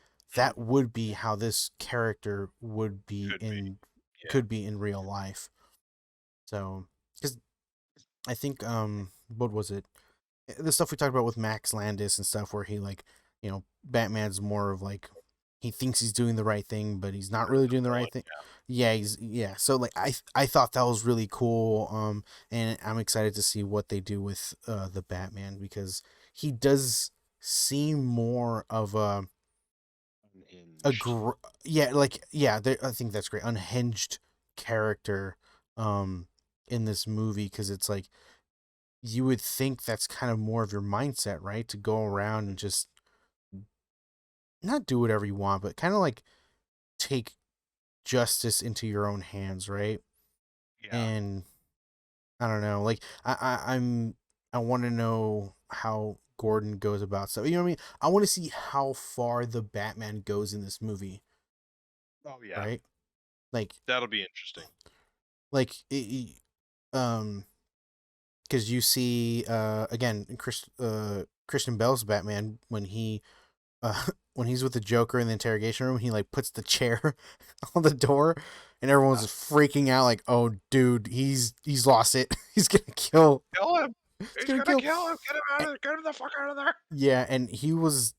I think he was gonna do it, and I think that's something that I'm intrigued to see. Like, obviously, the Joker, like that was Joker's plan all along, right? To fuck with Batman as much as possible. He found out who he was and all this other stuff. Found out who was close to him and put him in that situation. But I'm intrigued to see what a normal criminal and Batman having a bad day looks like. You know what I Yeah. mean? And I don't know. I hope they You're on the wrong end of the Batman who's having a really bad fucking day. yeah. I think that's what I'm excited to see. Hmm. Whether it looks good or bad, I don't know, but Yeah. We'll at least see. at least it's different. Um, and that's what I'm excited about. Don't get me wrong, Yeah. I wouldn't bind. I wouldn't mind another Jim Carrey Riddler movie. I think I think that would be hilarious. Throw Arnie as Mr. Freeze, just for the Oh my one-liners, just for the god. shits and giggles. That would be fucking awesome, man. Like, Just get get all of the villains from all the previous fucking 90s yes, Batmans. dude. Fucking Oh, why Jack can't I can't believe I forgot his name. Fucking Danny Penguin. DeVito. Yes, Danny DeVito. Fucking Penguin Yeah. got me. God, him and Jack Nicholson just on screen Oh, together. so good. That'd be, dude. They need to make that. Just bring all the old school Batman villains. Just make a movie, and Jones. yeah, that would be great. Like, Oh, that'd be so. don't even have Batman in it. Just them hanging Yeah, out, just it's just like Seinfeld, them in just a fucking flat together. But dude. Oh, yeah, minus the Batman. dude, it'd be fucking fantastic. It reminds me of Evil from SpongeBob. Remember, every villain is lemons. It's just The dirty bubble. yeah, dude. Oh, so good. That'd be. I don't know. I'd watch it. I don't care how bad it is. I'd watch it. Yeah, it's Just your Buzz Lightyear. it is my Buzz Lightyear. Yes, it's a great example. It is my Buzz Lightyear. Oh God, But that's so fucking. yeah, no, Batman. That. But the next trailer we're gonna talk about fits with Halloween. No, Oh, it's not another Halloween movie. Halloween. Um, uh, it's the new Resident Evil. I believe it's called Yeah. Welcome to Raccoon City. Mm-hmm. Yeah. Um. I feel like I feel like whenever a franchise doesn't get anything right, there's a Mhm. low budget version that's just as bad, but it's always like an attempt to do it the right way, Mhm. you know? and Yeah. I feel like this is the movie that wants to be that, you know? Okay. I Yeah. mean that in a good way. Yeah. Like I still don't know how I Mhm. feel about it 100%. Like Really? I'm excited. I'm excited in the sense But I'm like oh dude, like they're gonna, actually make a Resident Evil series that is probably good, right? But mhm, then I start to remember the Resident Evil games and the stories, and I'm just like, yeah, like the first two are probably like the only good ones, mhm. and there's nothing beyond that. Like four We're is four is okay. Like it's not the worst story and the worst, game. Like don't get me wrong, game wise it's fantastic, but like story wise, it's like right, it's yeah. not like it's no longer zombies. It's a fucking They're like parasite. ghouls, yeah. Yeah, it's a parasite that infects people. Same thing with 5 and beyond, right? It's no longer zombies. Like in 3 you have to deal with like fucking what do you call it? You have Feels to do less like zombies and more like demons and, like, monsters, right? yeah, like 3 you have to deal with Nemesis, which is Mhm, this and I don't even know how to describe Nemesis. It's just this big giant zombie with a fucking rocket launcher that chases mhm, you around like and like knocks you down if he catches up to you. It's like that's not okay. like you lose what the original Resident Evil had, right? Like slow Mhm, zombies, you had to be intricate. Like you it was real game wise. It was real survival horror, right? yeah. Movie wise, you can make a movie out of that, right? There was a plot and it was cool, and it really set up things for the future. Um, for I've never played Resident Evil 2, but I heard that was a lot of people will say that's like the best one. Really? Yeah. Okay. Because that one is the first one that actually is like a sequel to Resident Evil, and it takes you to Raccoon City with Leon Kennedy, and you kind of like try to do shit in the city with him, right? So this movie seems to be, I think, a mixing of the 2 then, like a combination of Resident One Evil 1 and 2. yeah. So the thing Oh, with that's that interesting. is the thing with that I'm looking at it's like can you fit the storyline of both in one movie? No. Mhm. Um Can you make it work? I think there is a possibility, but I don't think it'll be too well.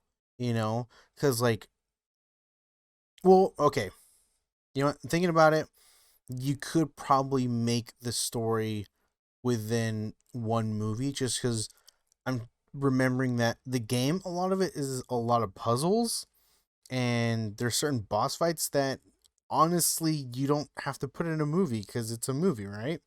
So I think you could do it in two movies, or sorry, in one movie, both games in one movie. Um, the thing that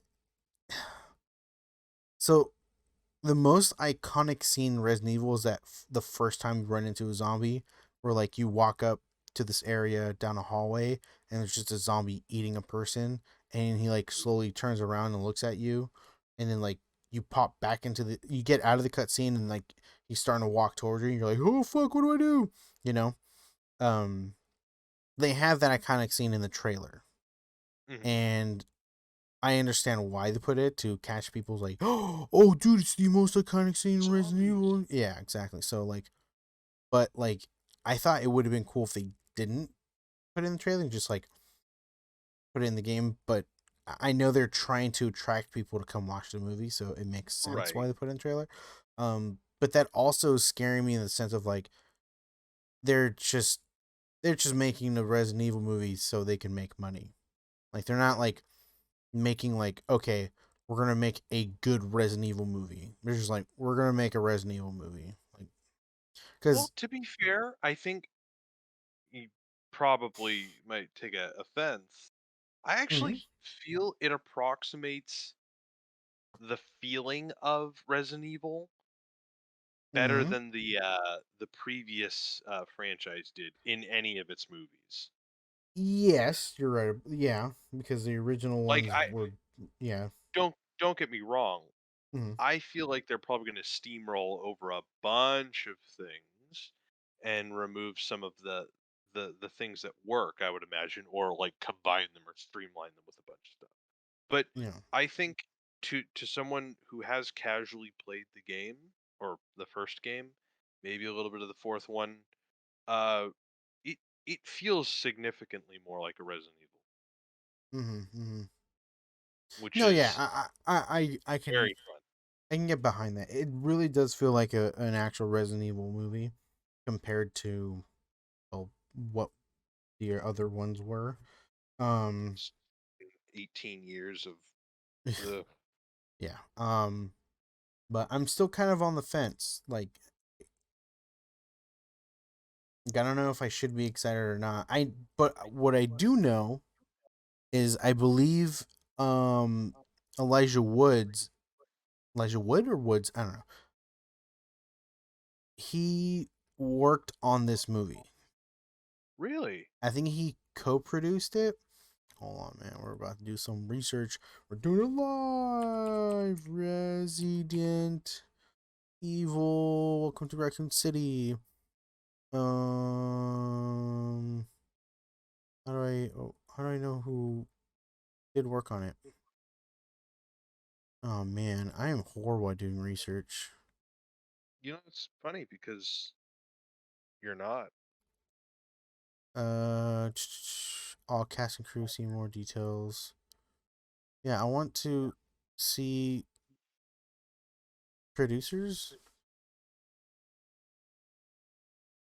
Oh, sorry, Livy's helping me. Come on, Livy.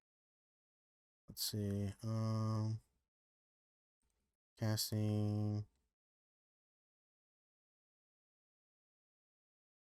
I could be wrong. I don't see Elijah Wood's name in here. Hey, that's okay. I swear I thought.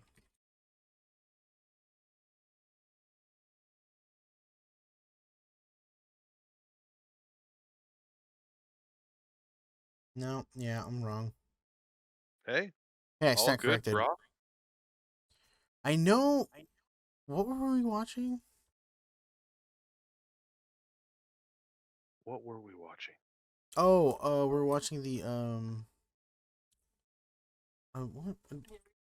Oh, we're trying to write, Livy. Oh, bless. She got tired of me standing over the keyboard. Um, we're watching the Hot Ones. You know that interview with the chicken wings or whatever, spicy wings, and they interview people. No, Mark, maybe. No idea. Not Okay. ringing any The bell. there's a there's a YouTube series uh where they make uh Oh, where interviewees. they interview. Yeah, no, no, I know what you mean. I know that, but I didn't know who you were talking about. Yeah, Elijah Yeah, Wood did a one of those. And I thought he said he helped, like, was producing or helped doing something, but I don't know. Never sounds mind. like a fucking liar. Yeah, I think I'm just a liar. um, but anyways, yeah, Resident Evil. I'm gonna watch it. I'm gonna watch it in theaters. Express. That honestly, like, it does look Oh, like well, it you. could have a couple issues, but I am more interested in seeing this one lower budget movie than I am like any of the previous Resident Evils. Yeah, I I think the mean, first one might be vaguely entertaining for me, but anything past that is like, no, not at so all. for when the first Resident Evil came out, I was hands down excited. Yeah. But again, that was, before I actually watched it, Mhm. because it, I agree. It's like it's entertaining enough, but it's still not a great movie, right? Like it doesn't Not really at all. follow the story too well. You're barely in the mansion. You're just underground the whole time. Um, but yeah.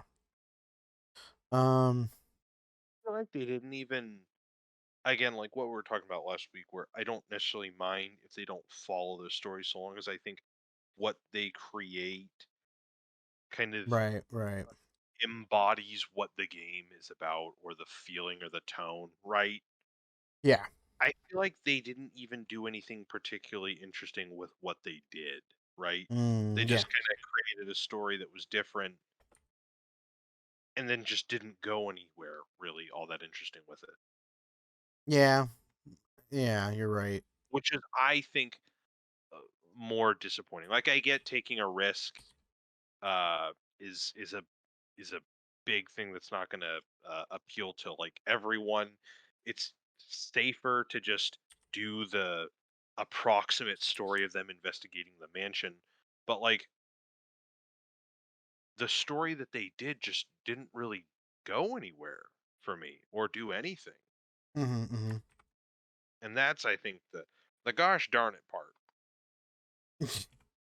Yes. at least for me. I can definitely get behind that. Because I kind of felt that way too with the first one, and this everything beyond that doesn't really count because it's just I don't know. It just went. It was too much for me. Yeah, I get you. Mm. Um. I understand. Um. But that's it for trailers. Yeah. We can. Um. We I guess vaguely go over the Battlefield flop. Um. Tell me about that Base. because I haven't, like, I've heard that it's kind of a dismal fucking trash fire, but I wanna hear this from you. Um. Just in the community. I mean, people are tired of Call of Duty. People want the next big thing, right? It's kind of well known about that. Um, and a lot of people were hyped for Battlefield because Battlefield. a lot of people already are part of that community, and they have played the other Battlefields and they're excited. A Battlefield does technically have a battle royale, but it's definitely not as intricate as um Warzone. Right. Um, so they were hoping, hey, with this new Battlefield, we're gonna have Battlefield and we're gonna get a battle royale and then all this other stuff. Well, the beta launches and it just it gets horrible reviews. Again, I believe I was talking to you or someone. That's the point of a beta, right? To Right. make Work out the sure, kinks. yeah, work out the kinks. But one of the biggest issues was just the aiming was just off. I think just where you're pointing with your mouse, the gun was not shooting over there. It was Hmm. just yeah. So difference The between working out the kinks and like the the beta that they like were supposed to essentially preview people for the game yeah. itself was unplayable. Yes. And just aiming overall, a few other issues, and um, they of course again this was a beta, so they acknowledged that there's some issues with the aiming and that they were working on it. I believe it's out of beta now. Um, Mhm. or the beta's over, and so they're obviously looking at what they gathered, and they're going to be releasing it down the road. But we'll see. I mean, it's been a few weeks since it happened. Nothing else has really been said, and again, you're right. It's they are in beta, so it's just like hopefully they get their game together and can get I don't know, be a competitor to um Call of Duty. Halo. See, I would love if Halo was a competitor to Call of Duty. The problem with that, Higher pedestal than Call of Duty. You're yeah, absolutely right, Harry. yeah, exactly. No, the problem with Halo is that it's a Microsoft exclusive. Yeah. Um, and that's where Battlefield has the edge. That's where a lot of games have an edge on Halo. Halo, Mhm. if it was not my Xbox exclusive, I think would have a better chance to compete against Call of Duty. I think mainly because it's not uh, a modern like realistic shooter. It's it's its own shooter game. So if you were to try to play one or the other, it's like it's hard to beat Call of Duty at this point, right? Medal of Honor tried it. Yeah. Battlefield's been And trying it. IRL. Call of Duty is just they have so many to be able to come out with a new Call of Duty every year, similar to the way EA comes out with a new Madden every year, right? Or fucking Ubisoft comes out with a new fucking Assassin's Creed. Yeah, but even Assassin's Creed, it's like it's not an every year thing, you know? It Like, used to be. It fucking used to be. They okay, did an Assassin's Creed for years. They mm, did, let's see. Hold on. Hold on, I got this. research. Yep, let's do this. Look it up. I believe. No, this is from memory, okay? This Oh, is okay. from memory. They did Brotherhood, Okay. Revelations, Mm-hmm. 3, Mm, Unity, and mm-hmm. Syndicate, I think, after every year, a year after one another. Okay. And then Origins came out, and then it was Odyssey, And then and the then it was movie. Valhalla. Shut the fuck up. No one talks about the fucking movie. No. God, that was such a train wreck. God, tell you, fucking take one of the most visually striking directors Mm-hmm. who did fucking Macbeth, Yeah. then get him and a bunch of talented actors to do a fucking video game movie, and I think it's literally just the formula. I think it's literally just the video game formula. Yeah. Because I think that shit's gonna happen to Uncharted, sadly too. Mm, There has never in history, except the Super Mario movie, been a good film adaptation of a video game. Ever. yeah. Ever. Yeah. I can't think of one. Um. Like the Lara Croft Tomb Raider's like I guess if you want to go by the metric of just getting a sequel, then maybe. But Right. like the only appeal to that was Angelina Jolie. Oh, Yes. and Daniel Craig was also in the first one, so good for him. Oh. God, that's so amazing. He's literally the most successful one out of all of that. Yeah. So fascinating. Anyway, there's apparently buzz for him to play Magneto. Really? Yep. I could see it. I wouldn't want it necessarily. I would prefer him do someone else. But Yeah, I agree. yeah, apparently there's some like internet desire for him to play a villain. I can see it. I can see it. But Personally, yeah, I just I don't know. I I'm on feel the like fences. I'm by the way. yeah, I feel like we can get better villains. We should. I want them to do a good Doctor Doom. I don't want them to just Oh like yeah. fucking one movie him. I want him to be like a big time villain. Could you like a could constant big you time villain. see Fossbender doing Doctor Doom? Yeah, I could. Um, he's like the quote, "Let's get a really good actor who likes doing this kind of shit to play him." Mm-hmm. But I'd like to give Fassbender a rest from comic book action superhero movies. Okay. Okay. Let's I get. feel like, oh man, I want to go with someone in that wheelhouse who I think is more of like a, I don't want to say a physical actor, but more of like a, it's I want an actor who's not afraid to not show his face. That's the thing. Mm-hmm, mm-hmm, Because if I had my way, I would do like a faceless character, and I would prefer less physical and more emotive. mm. And keep in mind, that's not exclusive to what I said about Fassbender. I find him to be an immensely emotive actor, but he has like a slight like physicality to his performance. Mm-hmm. Um, God, that's tough. Who would I want to play Doom?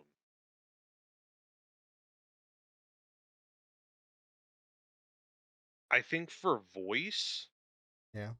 I know it's kind of a cliche now, but Giancarlo Esposito would be good. Who's that? Uh, uh, Los Pollos Hermanos. What's his name from fucking shit Breaking Bad? Oh, is he the Jesse guy? What? No. Okay. No, he's the oh my god, he's one I've of the never seen the main show. guys. God damn you, never mind. Okay. Oh, he's the bad guy in the new Far Cry game. Voice wise? The guy that yeah. Okay. I haven't played it or heard God anything, so. damn you. God Sorry, man. fucking I damn. am just so out of the fucking loop for this. You're fine. Oh, he's the bad guy. He's the main bad guy in Mandalorian who gets the dark saber. Oh, yes. Okay, okay. Yeah. As you want him as Magneto. I can see that. No, no, no, no, no. As No. Doom. Oh, sorry. Doom, Doom, Doom. Yes, yes, Doom. No, hold on, Voice, hold on, hold on. voice wise. As as as fucking Magneto, yes, I would love Giancarlo Esposito as Magneto. Like Um, older Magneto. no, Magneto, just Magneto. Okay. Um, I mentioned this to you before. Like, I think Charles Xavier and Magneto would be great, like race bent characters, in my opinion. Mm-hmm. Mm-hmm. I know Eric Lencher being a Holocaust survivor is like intrinsic to the character, Yeah. but I feel like any demographic that has sustained like genocidal or like racial prejudice Mm-hmm. could do that character justice. A character who understands like the lowest human beings can get to based over like the most superfluous thing as race, Right. right? Yes. Um and if that's the case, I think someone like fucking Sterling K. Brown. Mm-hmm. Oh god, there's so many choices you could play Xavier at that point. Okay, I'm diverting. I'm sorry. That's fine. Doom. Um Doom. I think man, this is a really fucking tough one. I think it has to be for me it has to be voice Uh-huh. and uh like facial emotive ability. Like Mm. that's what I need. I need someone who can emote through their voice and someone who can emote for like since they're wearing a mask like eyes and body language, right? Yeah. That's tough. I'm going to have to get back to you cuz I don't fucking know. That's fine. I mean, I don't blame you. That would be fucking difficult. Yeah, I agree. Like it's to find like a good salt. Like you're right. Like Fassbender's one of those easy choices, right? and I don't watch enough movies to be like, oh, this person would be fantastic. It would be just fanboyish, right? Like, it would be dope to see Viggo Mortensen in the Marvel universe. Oh, You that would know, be good. I like that. That would be a solid one. um, You know who I might go for? huh? I might go for Zachary Quinto, the Zachary guy who played Quinto. Spock in Oh, the okay. newest Star Trek movies, Yes, yes, or yes, Skylar or Siler in Heroes, yes.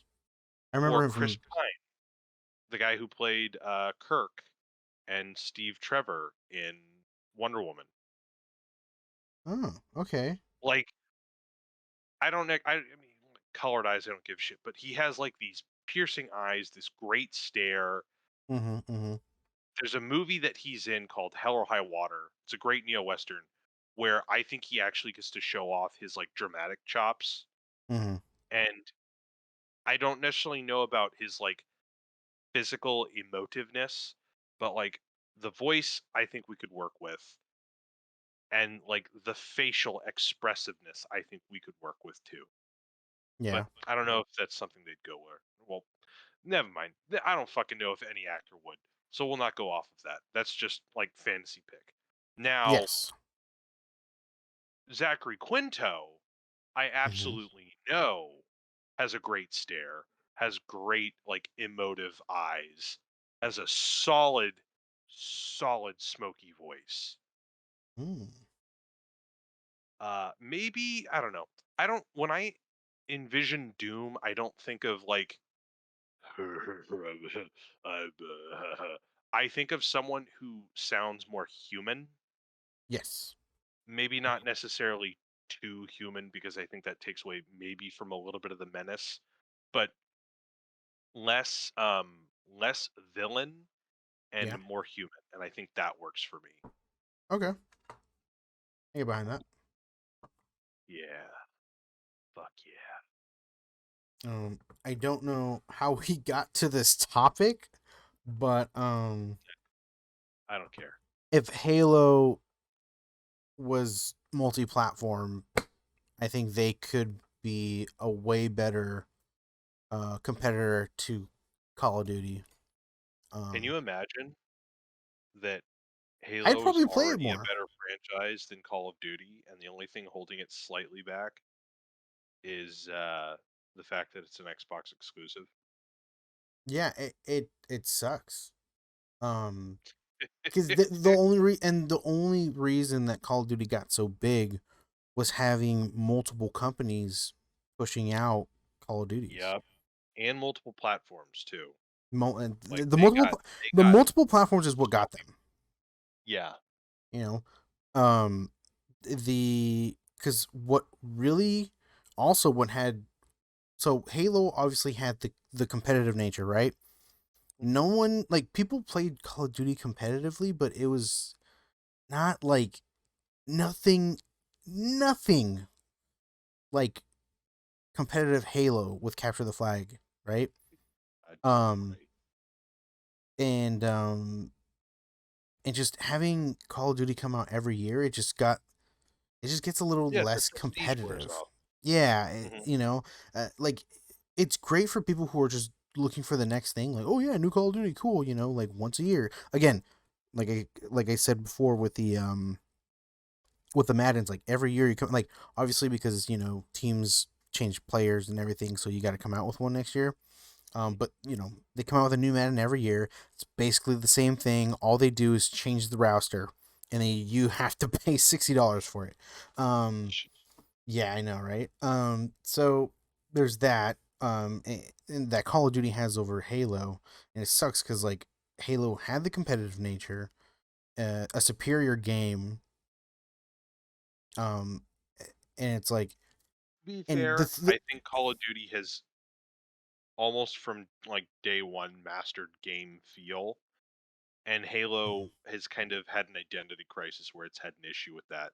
I so. think it had it right the first couple of games, Mhm. fucked up a bit, came back, then has fucked up again. So what I have to say with game feel, you also have to understand that the developing companies, Infinity Ward and Treyarch, were getting a lot of like push to like, hey, we need a new game every year, right? So, Infinity Ward, you only have 2 years to make a game, and Treyarch, you only have 2 years to make a game, and we're coming out with one every Right. year, and it's like that's a lot of. And the thing is, oh, we're coming out with a bunch of DLC during the process and everything. So not only do you have to make a game and have content for it for a while, because before it was like you make a game, you have the game out, and that's it, and you move on to the next thing, right? But now with online play, you have to update it, right? With competitive play, you got to update it, right? If people find something that shouldn't be there, like, oh, hey, we found a glitch or we found an exploit where we can just kill everyone on the map or whatever, you have to go fix that. Luckily, Yeah. Halo, like, once they had it, they had it. It's like, okay, this is it. Boom. Nothing, no new guns, no new maps. This is Halo, and the competitive teams knew it, right? They had the game and they played. Whatever hiccups they had, they fixed it. Whatever, they didn't have to worry, right? They can work on the next game. Call of Duty, it's like they were releasing new maps and all this stuff. It's even worse now, right? Like they're releasing new guns like every couple months, and they have to rebalance things. And it, The more they commit to the multiplayer platform, yeah. the more they are invested in it. Like the Hmm. more they have to patch, the more they have to keep their hands on the wheel with it. Yeah. So with Call of Duty, after Modern Warfare 2, because Call of Duty 4 is what kind of launched um Call of Duty, right? Mm. Modern Warfare, the first one, launched them up, and people were like, "Oh man, playing like Call of Duty's not making World War II games anymore. This is like modern guns. There's a modern M16 and M4, right? Like it They're really rocking launched that them." like Clancy-esque kind of Exactly. geopolitical, real world kind of feel to it. Yep. And then, Treyarch comes out with the World War II game, right? World at War, and people are like, okay, what's so different about this? And like people liked it, right? It's basically Call of Duty 4, but World War II. Okay, cool. And then Modern Warfare 2 pops up, and I'll say this: thanks to YouTube, that Modern Warfare 2 blows the fuck up. Like, cause Yeah. that's where I got like into Modern Warfare 2. Like, I was already into the Modern Warfare series. I started playing Modern Warfare 2, and I see YouTube starts blowing up with a bunch of people playing it and making content for it, and it's that's what blew up Call of Duty. Modern Warfare 2 and YouTube videos of people playing Call of Duty 2 or Modern Warfare 2. All the what was super big was montages, the sniping montages. Right. Right. That's The fucking kill the, streaks and whatnot. yep, exactly. And so that is where like Call of Duty just propelled and set the standard for first person shooters to something ridiculous, right? Um, Especially public matches wise. Like competitive, you know, it is what it is. You really only have a couple guns that are really really powerful, and then everything. But like Yeah. public, public lobby wise, all the guns. If you're a good player, you're gonna win your lobby, hands down. I've done it many times with what people would say are bad Okay. guns. Okay. Cool it down, big I'm guy. just saying, like, if you're a good player, you can win games with whatever gun in the thing. So that's what made it so well, though. It was so Mhm. it wasn't 100% balanced, but it was so well balanced that you can really play it to how you want it. And that's what's kind of started lacking afterwards. Obviously, the heads and a lot of people in Infinity Ward were getting pressured. They left the company, and then Infinity Ward was basically a skeleton of a company. They rehired a bunch of people who didn't work on the original Call of Duties and the original Modern Warfares, And so when Black Ops came out, people liked it, whatever, it's cool. It still has modern guns, it's Treyarch's version of, Modern Warfare. Um, Yeah. but then it also wasn't that great. And then you go on to Modern Warfare 3, you're like, okay, well, let's see how it goes. And if it's a flop, like some people like it, but people stopped playing it. After that, there's Black Ops 2. A lot of people really like Black Ops 2, and then it just starts nosediving afterwards. I think Hmm. Ghost comes out, Advanced Warfare. Yeah, Uh, Ghosts was like the weirdest one out of the bunch. I think mm-hmm, Treyarch kind of nailed their like Cold War, yeah, future war kind of feel, mm-hmm, but Ghosts was like the really weird first problem, I think. Like, yeah, say what you will about modern World at War. World at War yeah, had its issues, but I think it still had the runoff popularity that the Modern Warfare 2 got, right?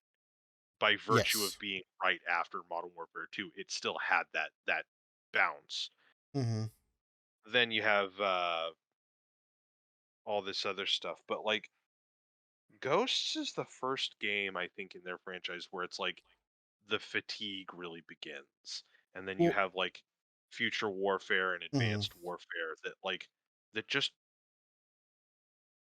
like try to take advantage of the prestige of the Call of Duty name, Yeah, but really fall short. yeah. So I'm looking it up now. I wanted to see if Infinity Ward was involved in it, and they are involved in it, but not alone. Infinity Hmm. Ward, Treyarch, Neversoft, and Raven Software were all involved in Call of Duty In Ghost. one way or another. Yeah. That's where the problem is. There's just too many publishers or developers working on one game. And Yeah. that's what makes that's why, like you said with Treyarch, that's what kind of made the Cold War. They had their theme of Cold War, and they focused on it, and only they worked on it, right? And that's what people like about it now, because they hone in on it, right? And another aspect that makes the Treyarch games more popular uh, is the zombie aspect, the zombie game modes. Yes. That's Which usually they the only overdid reason. to the fucking max. Which I agree, but it is what it is. People like it, and that's a high reason why most people play it, just for the zombies gameplay. But it is what it is. Infinity Ward, again, husk of a company, got replaced, you know, and then they couldn't handle, like, a Model for 3. Treyarch had to get involved to help as well, and I think that's where Sledgehammer Games came in and got involved with helping with Model for 3. Again, another game that didn't do so well and kind of tanked, and yeah, it's just, I think that was the problem with Call of Duty. There's just too many.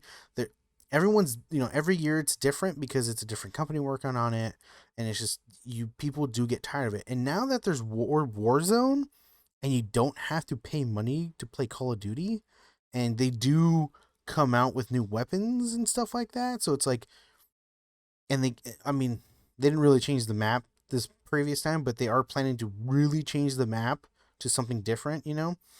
It's like you're playing Call of Duty, you're playing with your friends, and things are changing up here and there, right?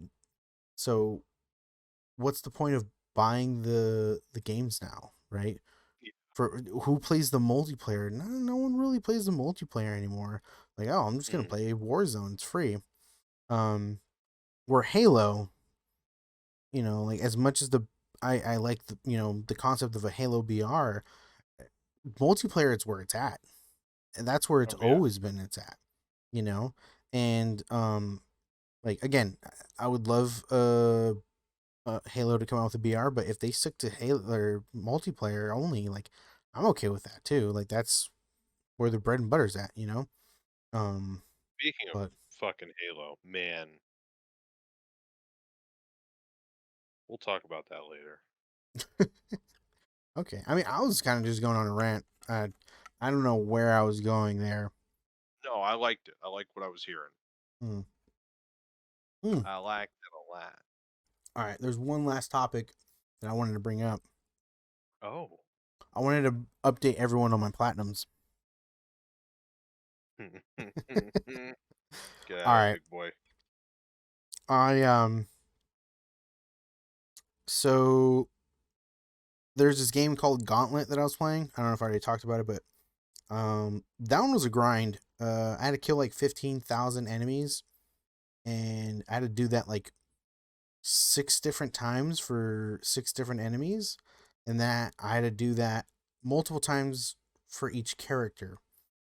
There's like 5 characters, so a lot of just standing there and killing enemies, and that's one of the things I did while I was quarantining, just grinding on the game to get the platinum. Um, and I believe I did say that I was downloading Modern Warfare while I was in the hotel, and it was like 99 plus hours.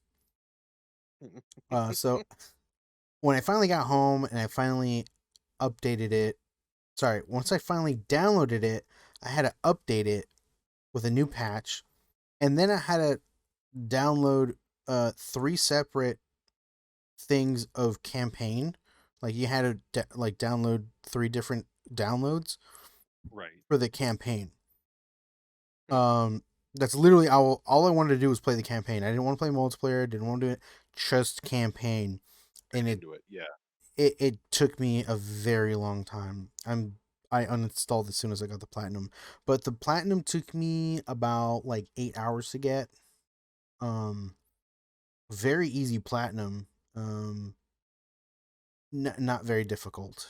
Um, and I started playing, like I said, Kingdom Hearts 2, and I gave up on that platinum because I have to fight certain enemies, like certain bosses, like side bosses. Like you don't have to fight them to beat the game, but they're part of the trophy list. And yeah, dude, I'm not about it.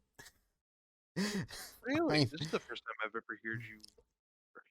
heard you like um not feeling it. so okay, do you know the Dark Souls series, right? Or Dark Souls or Yeah, of Demon Souls? course. Like people say that's probably the hardest games you've ever played, right? Because you have to like look at like the enemy's movement, and you gotta parry and dodge and do certain things. You know what I mean? Like you have to be very intricate, and you So die a lot, involved. right? And that's basically some of these boss fights. And I'm not gonna sit there and spend hours fighting the same boss over and over and over and over and over again, just to like beat him once, and then I gotta do it again for like multiple other bosses. I'm Yeah. just not about that. I'm just like, you know what? I had fun playing the game. I'm gonna beat it at some point, and I'm gonna be happy with that. That's it. Sucks I didn't get the platinum, but I'm moving on. Um, but I did start playing Devil May Cry. Um, Oh. that was one of my favorite games back in the day. And so I haven't played it in a while, and I'm pretty stoked to replay it. I started it, and it is so cheesy. The dialogue is pretty bad. Yeah, that old dialogue is really good. Yeah. um, but I'm excited to play it. I'm not aiming for platinum with it because remembering playing it as I remember I played it like maybe like 6-7 years ago, uh, and it's still tough. Like I can beat the game normally, right? I can do the thing, I can do the side quests, I can do, but once it starts getting to the heavier difficulties, it gets it gets Really, really really. hard. Like you can max out all your stats, right? You can have like all the max health, all the abilities. There's this thing called um the devil gauge. Basically, it's when you go into demon mode and you do more damage or whatever. You max that out. You still have a really really tough time. Basically, what I was dealing with the Kingdom Hearts bosses. So I'm kind of like, I'm just gonna play it. I'm not gonna try to platinum it right away. I'll see how I feel, once I get into it, because I'm more used to playing that game than Kingdom Hearts. Um, and in Devil May Cry, there's no like parry, there's no like blocking something. It's just Right. attack, jumping away, you know, using certain skills and stuff like that, but like nothing crazy. So I'll see how I feel when I play it, see if I want to platinum it. But I actually got the collection, so it has Devil May Cry 1, 2, and 3. Uh, Ooh, nice. from what I remember, Devil May Cry 2 was a lot easier to play. And I've never played 3. So I'm actually intrigued to just go from one to another, just play it out in a row, and then maybe go back and platinum if it felt easy to play. Right. So that's the plan with that. And I also bought Thief for like $2. Oh, So is this it?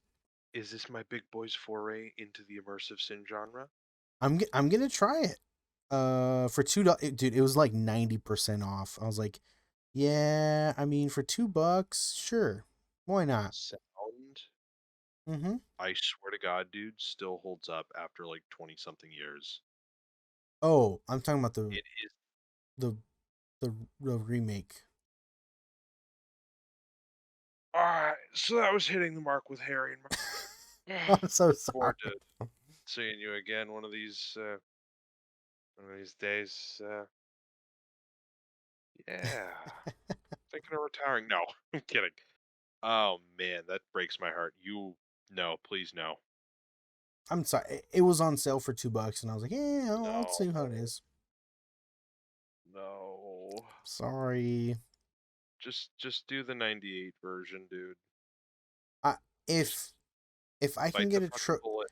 if I can get a trophy on it, I totally would, but it's not how it works, unfortunately. You're killing me. You're killing me right Yeah. now, Belle. Like, you know You're what? fucking killing You know what game I would love to replay? The original Pokemon's Red or Blue, me. I would actually really like to as well. I've never right? ever played anything like that. They're a lot of fun. Like they're not like they're just like your normal RPG esque stuff where like you just level up and you'll eventually beat that certain boss or gym leader. And yeah, like obviously like certain Pokemon aren't on certain games. Like you can't. I think like in Blue you can get Growlithe, but you can't get Growlithe in Red, but you can get Know what any of Vulpix. that Certain Pokemon are in certain games, depending on which one you get. So you can't get all 150 Pokemon in with one game. You have to either have both games or have a friend who has another one or the other one, and you can trade and stuff like that. So, but yeah, means. Oh, Pokemon. dude, that's pretty Uh, cool. I've actually been really interested in trying that myself. yeah. I also have on my list um Final Fantasies. I'm waiting for them to go on sale so I can play. I'm looking for new games to platinum because the PlayStation Plus gives out like free games every month. Like they give out Right. between like 3 games every month, right? They gave out one free one for the PS5, and then 2 free for PS4 and PS5. So Okay. I'm kind of like, a lot of them aren't that great. They did come out with some good ones. Like for example, they did give out the PS4 Shadow of the Colossus for free, which was cool. They gave the Modern Warfare 2 remastered. They gave out for free, like 6 months after they released it, which a lot of people complained about, but I thought it was cool. Um, they gave out some other. Oh, the Uncharted series. The original, the basically revamped 1, 2, and 3. They released for free. Same thing with Uncharted 4, which I have not played. You know But I what? did. Out of all of them, that's the only one I haven't played. Yeah, I haven't played it either. Um, But yeah, so they give out some good games, but like for the most part, they really don't give out any really good games. Hmm. So I've been kind of on the hunt for games to play slash platinum. I'm not gonna like go crazy like I'm not gonna go above and beyond for platinums if like I'm not enjoying the game. You know what I mean? Oh, of course. I think that Yeah. should be the first and foremost thing, right? Like, hey, Yeah. am I enjoying this game enough to beat it and then go back and like get all the nitpicky stuff? Exactly. So So the I get you. The Final Fantasies are ones that I've been thinking about going back and playing. I will say I got um our friend Peter to buy Final Fantasy 8. Um and I got him so Disciple. eh, like I've talked about how I hate Final Fantasy 8. It's not something I hide. I hate that game. I don't I hate won't many be saying things. I. Uh but I do hate that game. Mhm. To think, I'm thinking about like things that I've actually used the word hate. I believe the three things that I hate are Final Fantasy 8, S Darko, which I've talked about today, and I hate ice. I hate ice in my Yeah, drinks. I'm not a fan of ice too. Those are Too probably the much three makes it things I hate. cold. Yeah. But sidetracked. Final Fantasy 8, I hate it, but I was talking to our friend Peter and I was telling him, like I'm really inclined to replay that game. Like I know it's bad, but I'm inclined to replay that game and actually finish it and actually beat it so I can say I got past that point where I always stop playing and actually beat the game. Yeah, I'm not gonna do platinums unless I enjoy the game. I'm gonna grit my teeth and play one of my least favorite fucking games on the planet to say that I did it. Yeah. Just to say that, hey, look, I beat the game. Because I've had the argument like, oh, did you ever beat the game? I'm like, well, no, I never, No, I, I always get to the same spot and realize how bad the story was. And I stop playing because it's stupid. And they're like, oh, well, no, you got to beat it because, this and that. And like, everything makes sense. Like, no, no. So I refuse. I'm inclined to play it, beat it, just to say I did, and I still feel the same. But so I was at Peter's place, and he's like, and I was like, he was like, oh look, it's on sale, and he bought it, and he's like, oh, we can play. I'm like, I'm not against showing you how bad this game is. I'm okay with showing you how bad this game is. And this so like he starts it up and he starts playing and he's already having issues with it. um and I'm kind of explaining, mechanics and stuff that just don't make sense. And I remember one thing. So the thing that's fantastic about every Final Fantasy game is that the best part about Final Fantasies are the mini games involved in Final Fantasy games. Mhm. Um, 7 has the Chocobo races. Uh, 7 has a lot of little mini games, right? Um, 10 has Blitzball. It's basically playing water polo underwater. It's basically playing water polo underwater. Like you're in a Underwater polo. Huh. basically you're basically in this giant sphere of water, and you just there's a ball. You get the ball, and people chase you, and you got to make it into a goal. That's Blitzball. But it's once you get into it, it gets really fun. Um, Mhm. and eight's mini game is called Triple Triad. It is a card game where you use cards and fight your opponent, Yeah. and you win. When you win a game, you win one of your opponent's cards. So sometimes they have good cards, sometimes they just have all crappy cards, but that's the game, right? It's a card game and you fight against other people. And I was like, that's like the only good thing about this game. But I and I've said multiple times, like, that's the only reason you play Final Fantasy VIII is for Triple Triad, that card game. It's the only reason you play that game. And we actually, like, as soon as we got cards and we're able to fight people, that's basically what we did for the rest of the night. Um and I forgot how addicting that card game is. I am, like, willing to buy Final Fantasy VIII just to play that card game. Mm, that's an indictment of the game itself, if you ask me. Yeah, like, I forgot how how good it was. Like, man, this is such a fun, like, card game. And once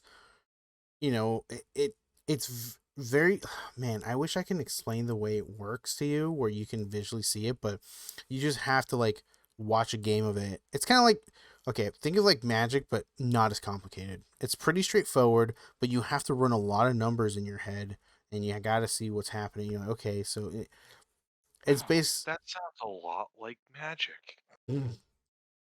Yeah.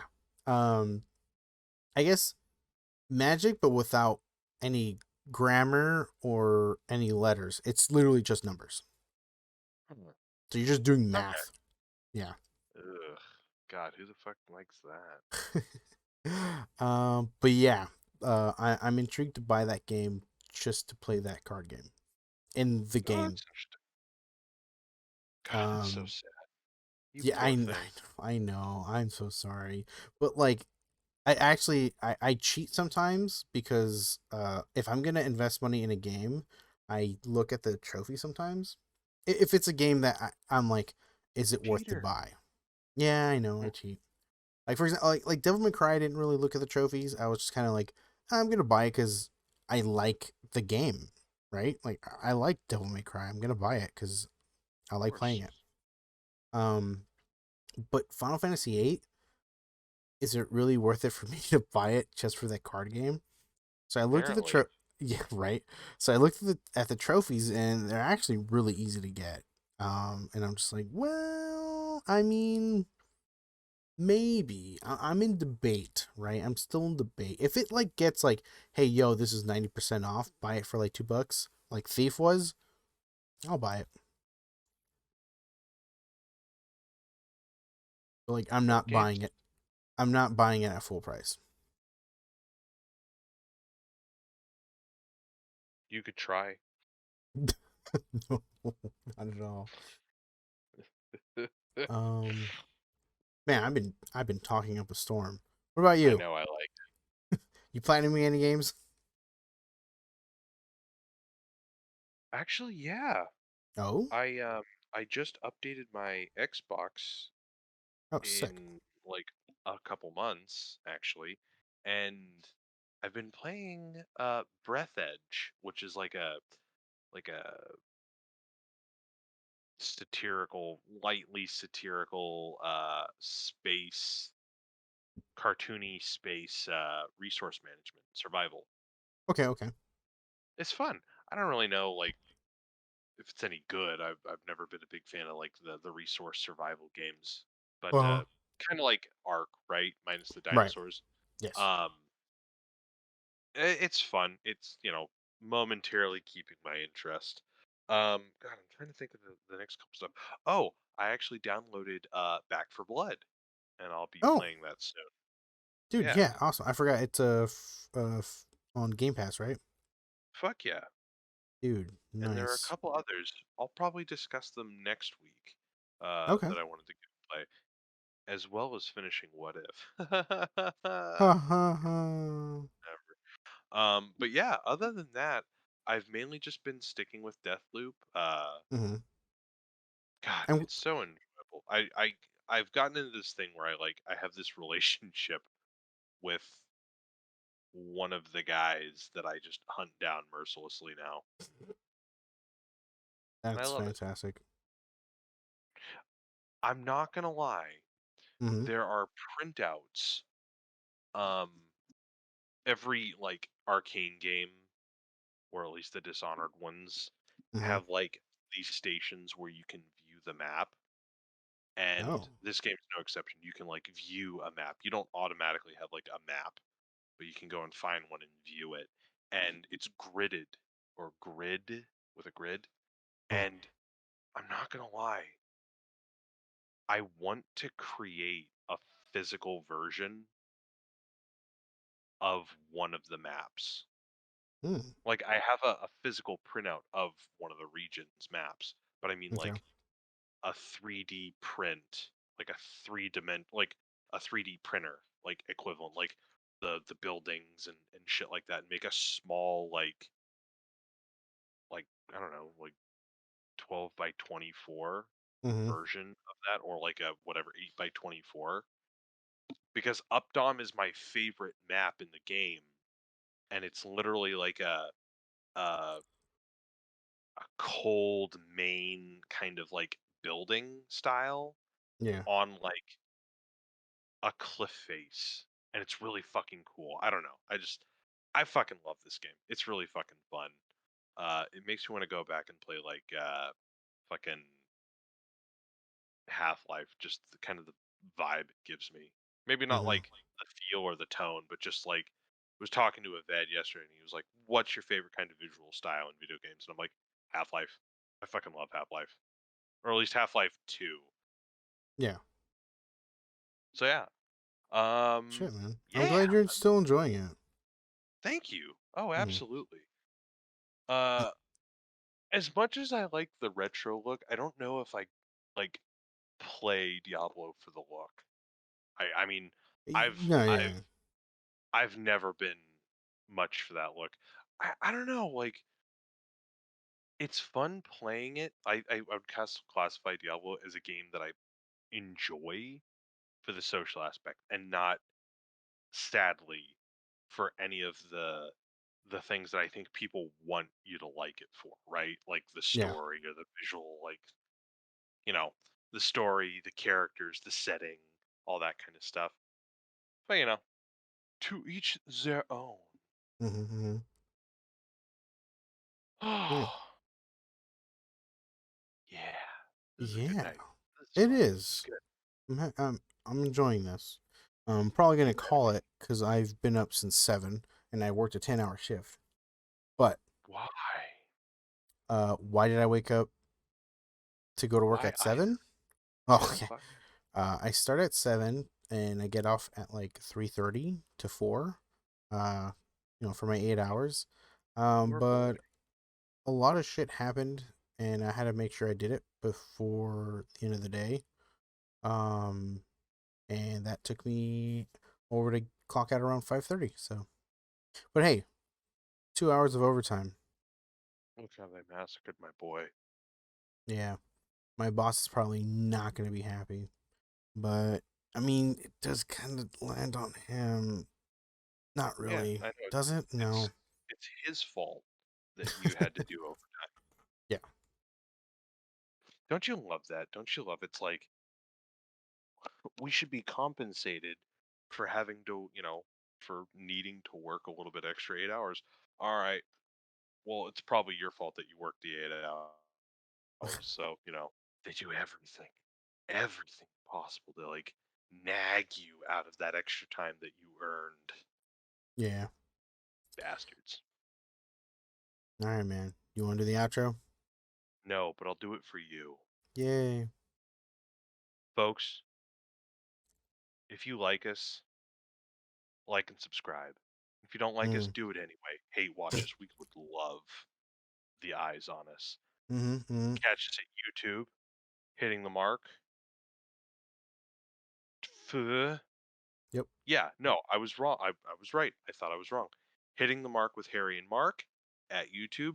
Like and subscribe. Change the bell. It should be every week. If not, we usually have been being a little fluctuating with our times, but we are trying to get Mm-hmm. back into a sync. If not Thursdays, it's usually Saturdays. Yep. Try there. Like, So subscribe. we record this, but I usually upload on Sundays all the time, anyways. Perfect. There you go. Not a fucking problem. There you I've been talking as if, we've been getting this out on Thursdays, and, I apparently don't need to put in that much fucking effort anymore. go.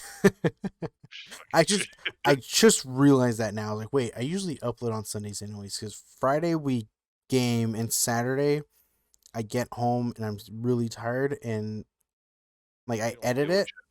and Yeah. then by the time it's done editing, it's like late, and I'm just like, I'll upload it tomorrow, and then I upload it on Sunday. Hmm. But then There you now go. I'm gonna edit and upload tomorrow. So there you You've now seen the casing of the sausage, everyone. Okay? go. You now know how it's made.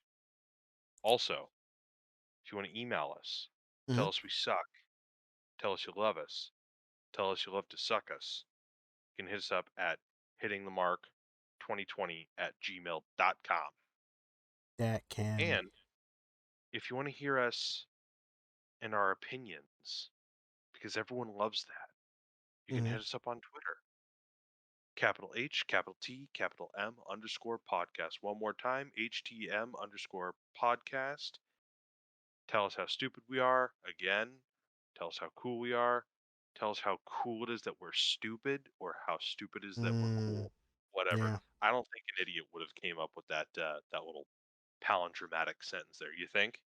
Yeah. No. Yeah. No. No. No. Anyway, folks, we love chatting with you. You know what? If you're listening or not, who gives a fuck? Because we like listening to each other.